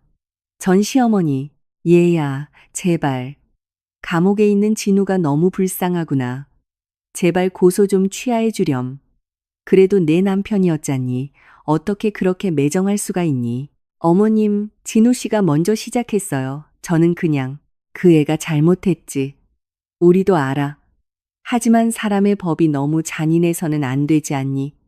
이미 해고당했고 감옥까지 갔는데 그걸로는 부족하니 나는 침묵했다. 우리가 집에 찾아가려고 했는데 네가 어디 사는지 몰라서 제발 얘야, 이 늙은 어미가 아들이 감옥에 있는 걸 더는 못 보겠다.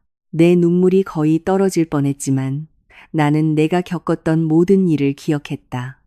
어머님, 죄송하지만 저는 그럴 수 없어요. 진우 씨는 자기 행동에 책임을 져야 해요. 얘야, 전화 끊겠습니다, 어머님. 다시는 연락하지 마세요. 나는 전화를 끊었다. 손이 떨렸다. 밖의 상황은 점점 더 격해졌다. 시위대가 문을 밀기 시작했다. 경찰이 방어선을 형성했다. 언론은 모든 각도에서 취재하고 있었다. 그때 갑자기 무언가 일어났다. 경비원 복장을 한 나이 든 남자. 예전에 나에게 힘을 주곤 했던 박씨 아저씨가 확성기를 들고 시위대 앞에 섰다. 그가 말했다. 제가 할 말이 있습니다. 모든 사람이 돌아보았다. 언론이 카메라를 돌렸다. 박씨 아저씨는 숨을 들이쉬었다. 저는 여기서 20년 동안 일했습니다. 저는 박진우 씨가 인턴으로 처음 왔을 때부터 알았어요. 그리고 제가 말하고 싶은 것은 강 대표님과 이민주 씨에게 제기된 모든 혐의는 거짓이라는 것입니다. 시위대가 웅성거리기 시작했다. 저에게는 증거가 있습니다. 박진우 씨가 친구들과 나눈 채팅 내용입니다. 그는 바람을 피웠고 프로젝트 자금을 횡령했습니다. 저는 그동안 두려워서 침묵했지만 이제 좋은 사람들이 비방받는 것을 보고 더는 가만히 있을 수 없습니다. 그는 종이 뭉치를 꺼내 언론 앞에서 몇몇 채팅 내용을 읽었다. 그 내용은 끔찍했다. 진우가 친구들에게 어떻게 프로젝트 자금을 빼돌렸는지, 어떻게 강혁씨를 무너뜨릴 계획인지, 그리고 필요하다면 민주를 어떻게 처리할 것인지에 대해 자랑하는 내용이었다. 시위대는 침묵했다. 언론은 바쁘게 기록했다. 나는 15층에서 울고 있었다.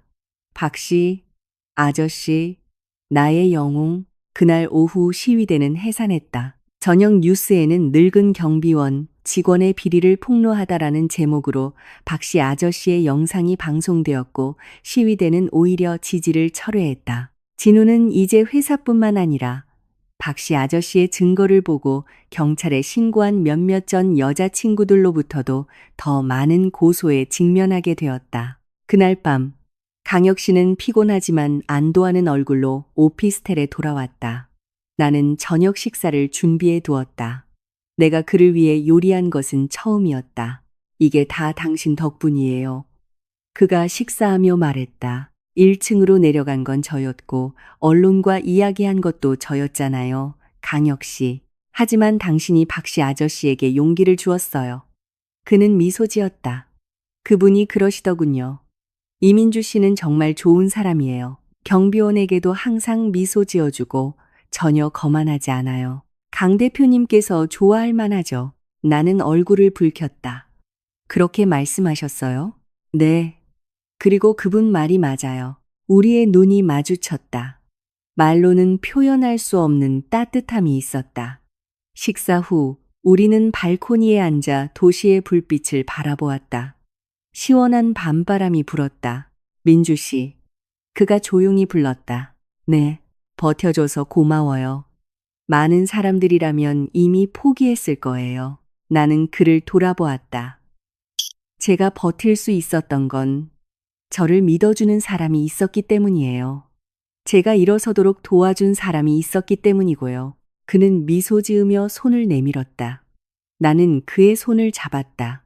이 공개적인 전쟁은 아직 끝나지 않았다. 하지만 적어도 우리는 혼자가 아니었다. 시위 사건 이후 2달이 지나자 삶은 평온해지기 시작했다.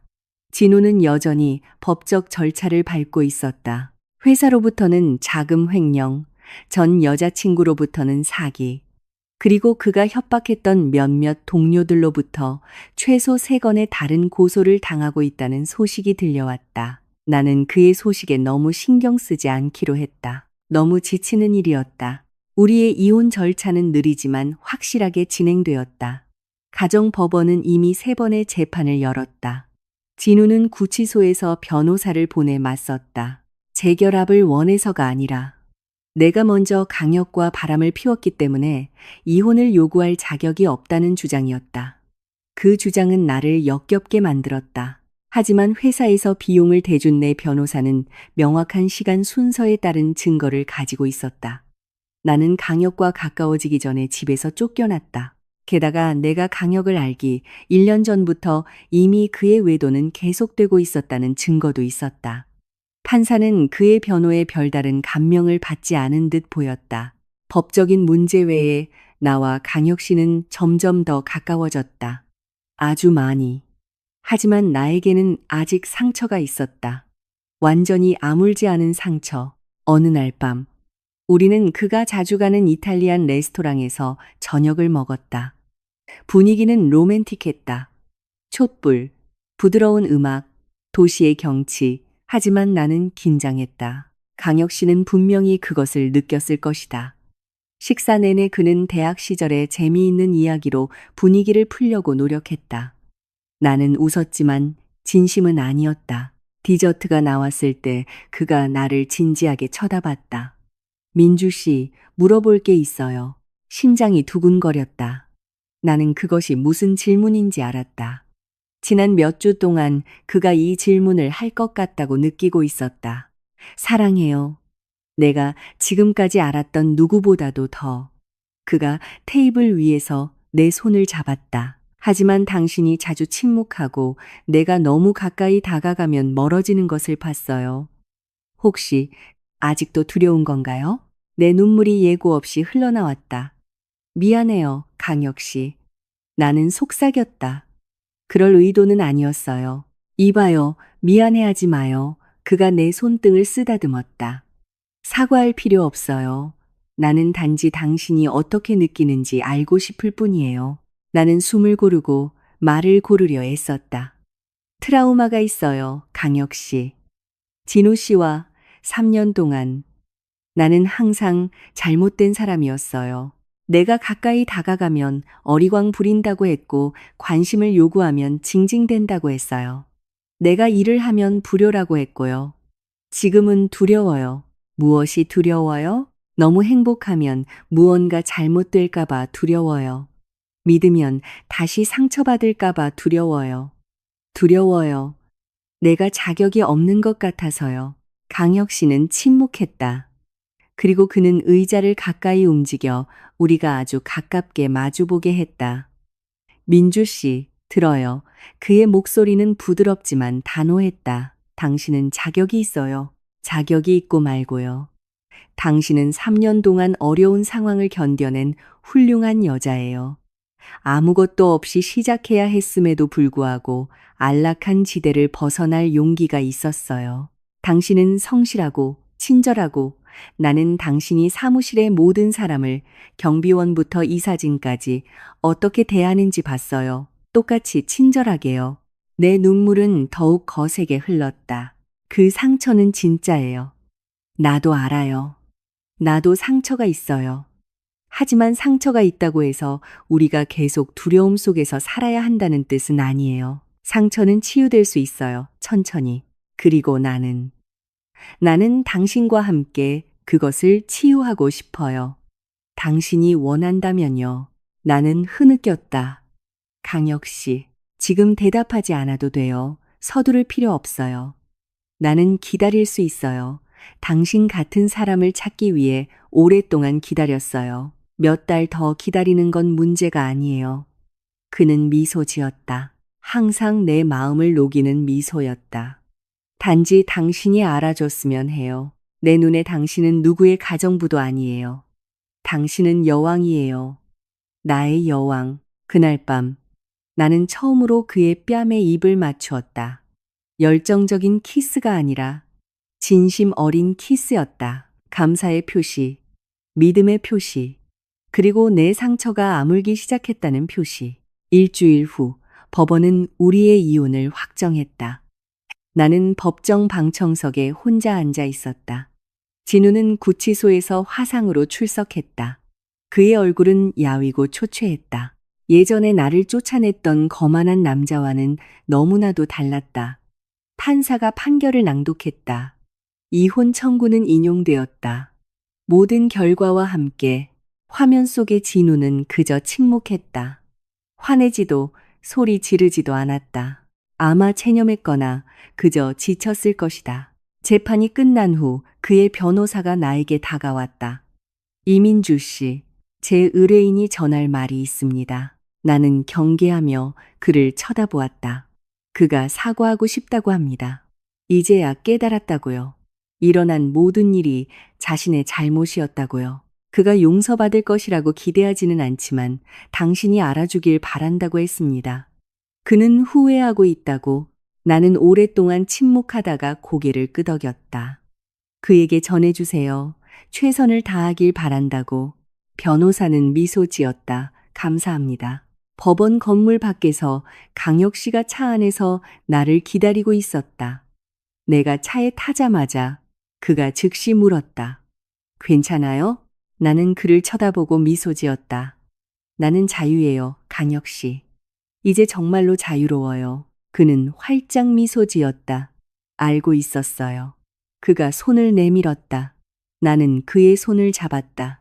기사가 차를 몰기 시작했다. 차 안에서 나는 창밖을 바라보았다. 서울의 저녁은 평소처럼 차가 막혔지만 오늘 모든 것이 다르게 느껴졌다. 공기는 더 신선하게 느껴졌고 하늘은 더 파랗게 보였다. 3년이 넘는 시간 만에 처음으로 나는 진정으로 살아있다고 느꼈다. 어디로 갈까요? 강혁 씨가 물었다. 오피스텔이요. 내가 대답했다. 우리를 위해 저녁 식사를 만들고 싶어요. 그가 눈썹을 치켜 올렸다. 당신이 요리를 한다고요? 맛없기만 해봐요. 나는 웃었다. 내기 할래요? 내기 내용이 뭔데요? 내가 이기면 나 휴가 데려가 줘야 해요. 그는 웃었다. 좋아요. 하지만 내가 이기면 당신은 내 여자친구가 되어야 해요. 나는 숨을 헐떡이고는 얼굴을 붉혔다. 치사해요. 남자란 다 그런 거죠. 노력하는. 우리는 서울의 교통체증 속에서 차 안에서 함께 웃었다.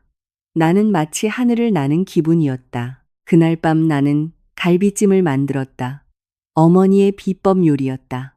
강혁 씨는 휠체어에서 할 수 있는 한 최선을 다해 도왔다. 우리는 웃고 농담하고 가스레인지 설정을 잘못해서 부엌을 태울 뻔했다. 하지만 갈비찜은 맛있었다. 아주 맛있었다. 당신이 이겼네. 그가 씹으며 인정했다. 내일 휴가 일정 짜요. 나는 미소 지었다.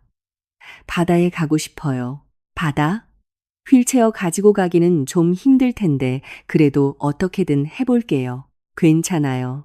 중요한 건 함께 가는 거니까요. 그는 씹는 것을 멈췄다. 나를 쳐다봤다. 민주 씨, 그 말은? 나는 미소 지었다. 강혁 씨, 저 준비됐어요. 다시 시도할 준비, 다시 믿을 준비가 됐어요. 강혁 씨가 아직도 원한다면요. 그는 숟가락을 내려놓고 다가와 내 손을 잡았다.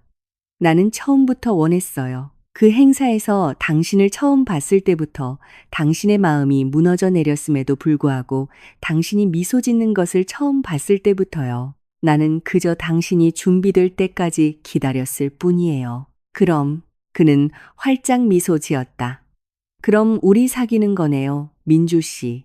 공식적으로 나는 웃고 울고 그리고 그를 껴안았다. 그의 품에서 나는 안전함을 느꼈다. 그의 품에서 내 상처는 정말로 아물기 시작했다. 1년 후 나는 사무실 근처 카페에 앉아 고객과 회의 중인 강혁 씨를 기다리고 있었다. 밖에는 이슬비가 내리고 안에서는 재즈 음악이 조용히 흐르고 있었다. 나는 핫초코를 주문하고 노트북을 열어 월간 보고서를 작성했다. 내 삶은 이제 매우 달라졌다. 나와 강혁 씨는 1년째 연애 중이었다. 나 자신, 그리고 진심으로 사랑받는다는 것이 무엇을 의미하는지에 대해 발견하는 것으로 가득 찬 아름다운 1년이었다. 사무실에서 우리의 관계는 더 이상 비밀이 아니었다. 처음에는 많은 사람들이 어색해했지만 서서히 그들은 익숙해졌다. 특히 내가 내 자신을 증명한 후에는 더욱 그랬다. 내가 이끈 마케팅 부서의 대대적인 프로모션은 6개월 만에 회사 매출을 25%나 올렸다. 이제 그들은 나를 수군거리는 의심의 눈초리가 아닌 존경심을 담아 이민주 부장님이라고 불렀다. 그날 오후 내가 한창 타자를 치고 있을 때 누군가 내 앞에 앉았다. 나는 고개를 들었고 그대로 얼어붙었다. 진우였다. 하지만 매우 다른 모습의 진우였다. 그는 말랐다. 아주 말랐다. 얼굴은 움푹 패었고 눈은 생기가 없었으며 옷은 남루했다. 매일 아침 내가 셔츠를 다려주던 단정한 남자와는 거리가 멀었다. 며칠 동안 씻지 않은 사람처럼 불쾌한 냄새가 났다. 민주야. 그가 힘없이 불렀다. 나는 반사적으로 손을 휴대폰으로 가져갔다. 하지만 그는 고개를 저었다. 누구 부를 필요 없어. 그냥 잠깐 이야기하고 싶어서. 나는 경계하며 그를 쳐다봤다. 출소했어요? 그는 씁쓸하게 웃었다. 3개월 전에 출소했지. 하지만 감옥에서의 자유랑 밖에서의 자유는 다르더라, 민주야. 나는 몰래 휴대폰의 녹음 기능을 켰다. 이야기해봐요. 내가 짧게 말했다. 그는 한숨을 쉬었다. 2년형을 받았어. 모범수로 일찍 나왔지. 하지만 가족들이 더 이상 나를 받아주지 않아. 어머니는 내가 안에 있을 때 돌아가셨어. 나는 움찔했다. 전 시어머니께서 돌아가셨다고. 응. 그가 내 표정을 보고 말을 이었다. 심장마비로. 아마 나 때문에 스트레스 받으셔서 그랬을 거야. 동생들은 나를 탓해. 집에서 쫓아냈어. 나는 침묵했다. 무슨 말을 해야 할지 몰랐다. 지금은 다리 밑에서 살아, 민주야. 가끔은 역에서 자고, 일용직으로 일할 때도 있지만 힘들어. 내 얼굴이 이미 알려져서. 누가 전과자를 고용하고 싶겠어. 진우는 고개를 숙였다. 그의 손이 떨렸다. 다시 만나달라는 거 아니야, 민주야. 이미 늦었다는 거 알아. 나는 그냥 미안하다고 말하고 싶었어. 그는 고개를 들었다. 그의 눈은 젖어 있었다. 이제야 깨달았어. 내가 예전에 너한테 했던 모든 짓이 얼마나 못됐었는지, 왜 내가 그렇게 못되게 굴었는지 모르겠어. 아마 만족할 줄 모르고 항상 더 많은 것을 원해서 그랬나 봐. 그리고 네가 내 야망의 희생양이 된 거지. 내 눈물도 함께 떨어졌다. 아직 사랑해서가 아니라 내 앞에서 무너진 한 인간을 보는 연민 때문이었다. 감옥에서 자주 생각했어. 만약 내가 좋은 남편이었다면 아마 지금쯤 나는 여전히 가족이 있었을 거야. 아마 어머니도 아직 살아계셨을 거고 아마 나는 땀 냄새 풍기면서 사과를 구걸하러 여기 오지 않았을 거야. 그는 흐느꼈다. 나는 침묵했다. 미안해, 민주야. 모든 것에 대해 미안해. 네가 용서해 주길 바라지는 않아. 하지만 내가 완전히 사라지기 전에 이 말을 해야 했어. 잠시 동안 우리는 침묵했다. 오직 빗소리와 스피커에서 흘러나오는 재즈 음악만이 들렸다. 마침내 내가 말했다. 진우 씨, 그는 나를 쳐다봤다. 당신을 용서할게요. 그의 눈이 커졌다. 당신이 용서받을 자격이 있어서가 아니라 내가 평생 분노의 짐을 지고 싶지 않아서예요. 나는 앞으로 나아갔어요. 나는 지금 행복해요. 그는 미소 지었다. 씁쓸함, 안도감, 슬픔이 뒤섞인 미소. 고마워, 민주야. 너는 정말 좋은 사람이야. 내가 받을 자격보다 훨씬 더. 그는 일어섰다. 그의 손이 떨렸다. 그리고 그는 남루한 바지 주머니에서 무언가를 꺼냈다. 반지였다. 우리의 옛 결혼 반지. 이거 항상 가지고 다녔어. 내가 한때 소중한 것을 가졌지만 내 어리석음 때문에 버렸다는 것을 상기시켜주는 물건이야. 그는 그것을 테이블 위에 놓았다. 네가 간직하든 버리든 마음대로 해. 그는 돌아서서 비틀거리며 카페를 떠났다. 나는 그 반지를 바라보았다. 우리의 결혼 날짜가 새겨진 소박한 백금 반지. 3년 전 나는 희망에 부풀어 이 반지를 꼈다. 이제는 차가운 금속 조각만 남았다. 카페 문이 열렸다. 강혁 씨가 휠체어를 타고 들어왔다.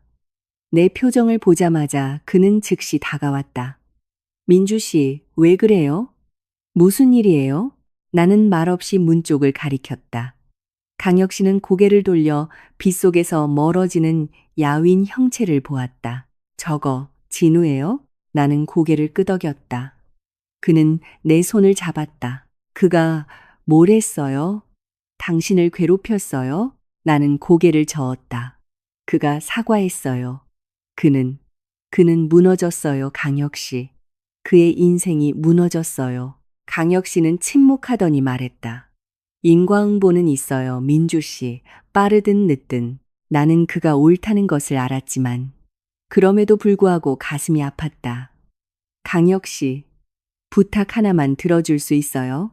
뭔데요? 제발. 그를 도와주세요. 그가 다시 일어설 수 있도록 무슨 일이든 일자리를 주세요. 강혁 씨는 나를 오랫동안 쳐다보더니 미소 지었다. 당신은 너무 착해요. 그는 내 전남편이에요, 강혁 씨. 비록 못되게 굴었지만 나는 한때 그를 사랑했어요. 그가 이렇게 된 것을 보니 마음이 아파요. 강혁 씨는 한숨을 쉬었다. 생각해 볼게요. 하지만 좋아요. 창고에 무슨 자리가 있는지 알아볼게요. 힘든 일이지만 정당한 일이죠. 그가 원한다면 그렇게 하라고 해요. 나는 그를 껴안았다. 고마워요, 강혁 씨. 그는 내 포옹에 답했다. 알아요, 민주 씨. 이게 내가 당신을 사랑하는 이유예요. 당신의 마음은 바다처럼 넓어요. 밖의 비는 더욱 거세졌지만 카페 안에서 강혁 씨의 품에서 나는 따뜻함을 느꼈다. 2주 후, 진우는 글로벌 투자 홀딩스의 자회사 창고 직원으로 일을 시작했다. 최저임금, 소박한 기숙사가 제공되었다. 호화로운 삶은 아니지만 다리 밑에서 자는 것보다는 훨씬 나았다. 그는 다시는 내게 접근하지 않았다.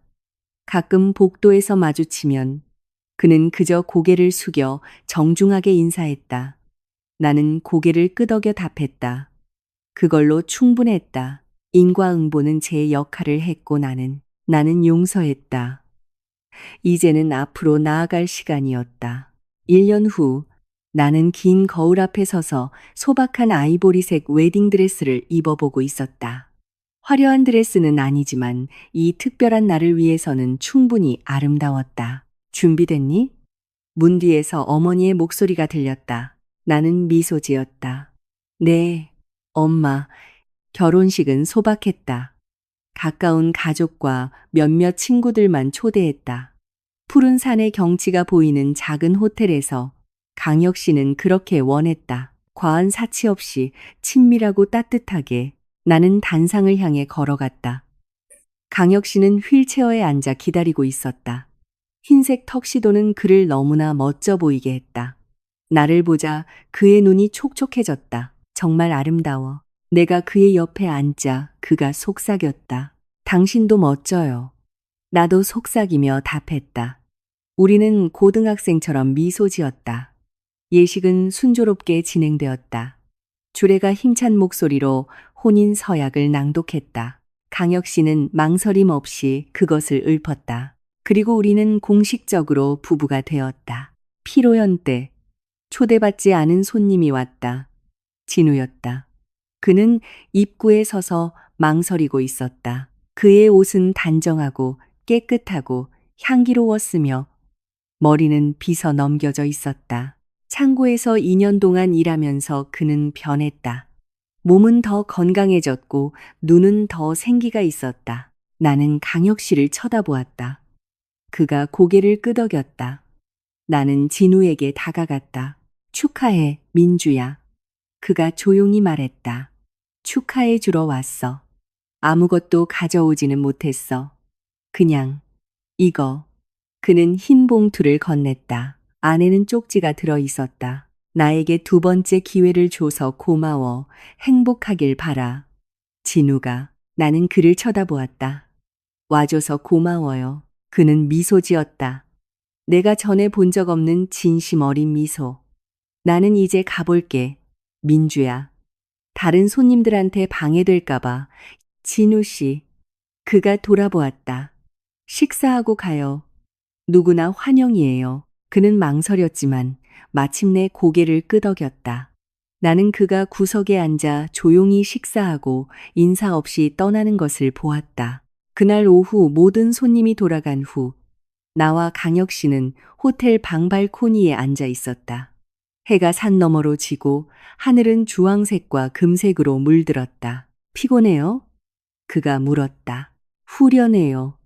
내가 대답했다. 드디어 공식적이네요. 그는 웃었다. 장애인이랑 결혼한 거 후회 안 해요? 나는 그를 쳐다봤다.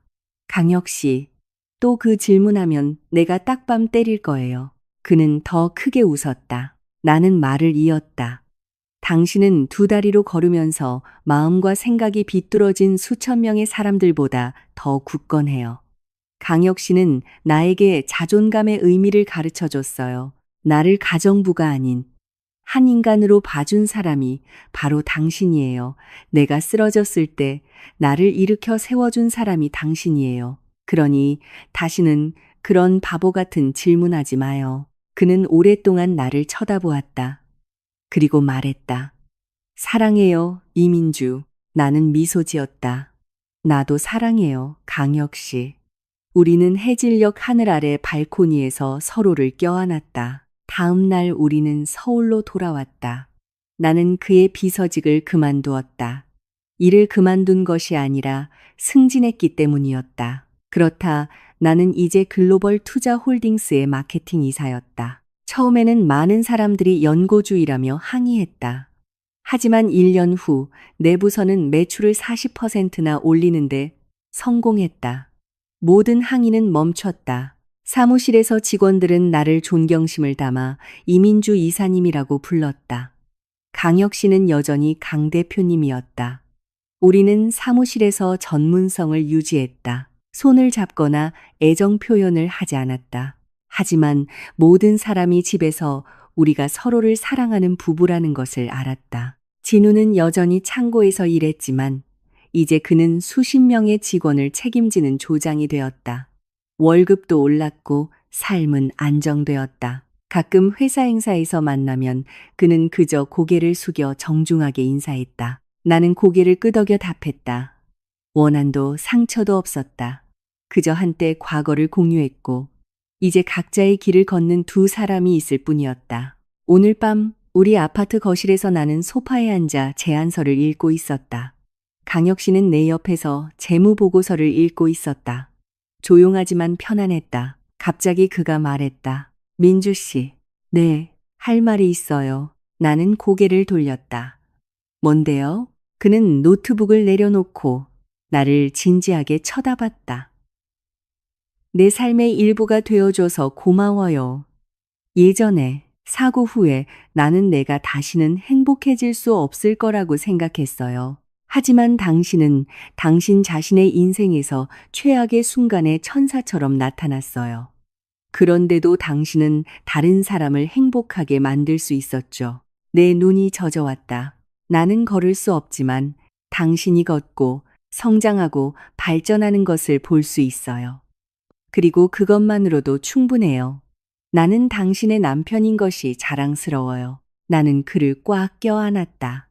그의 품에서 나는 내가 겪었던 모든 일이 떠올랐다. 쫓겨났던 밤, 차가운 비상계단, 쏟아지는 비, 그리고 우산을 들고 나를 데리러 온 휠체어를 탄 남자. 가장 고통스러운 거짓말에서 나는 진정한 사랑을 찾았다. 나를 폄하했던 남자로부터 나는 나를 존중하는 다른 남자에 의해 이사로 승진했다. 이제 나는 이해한다.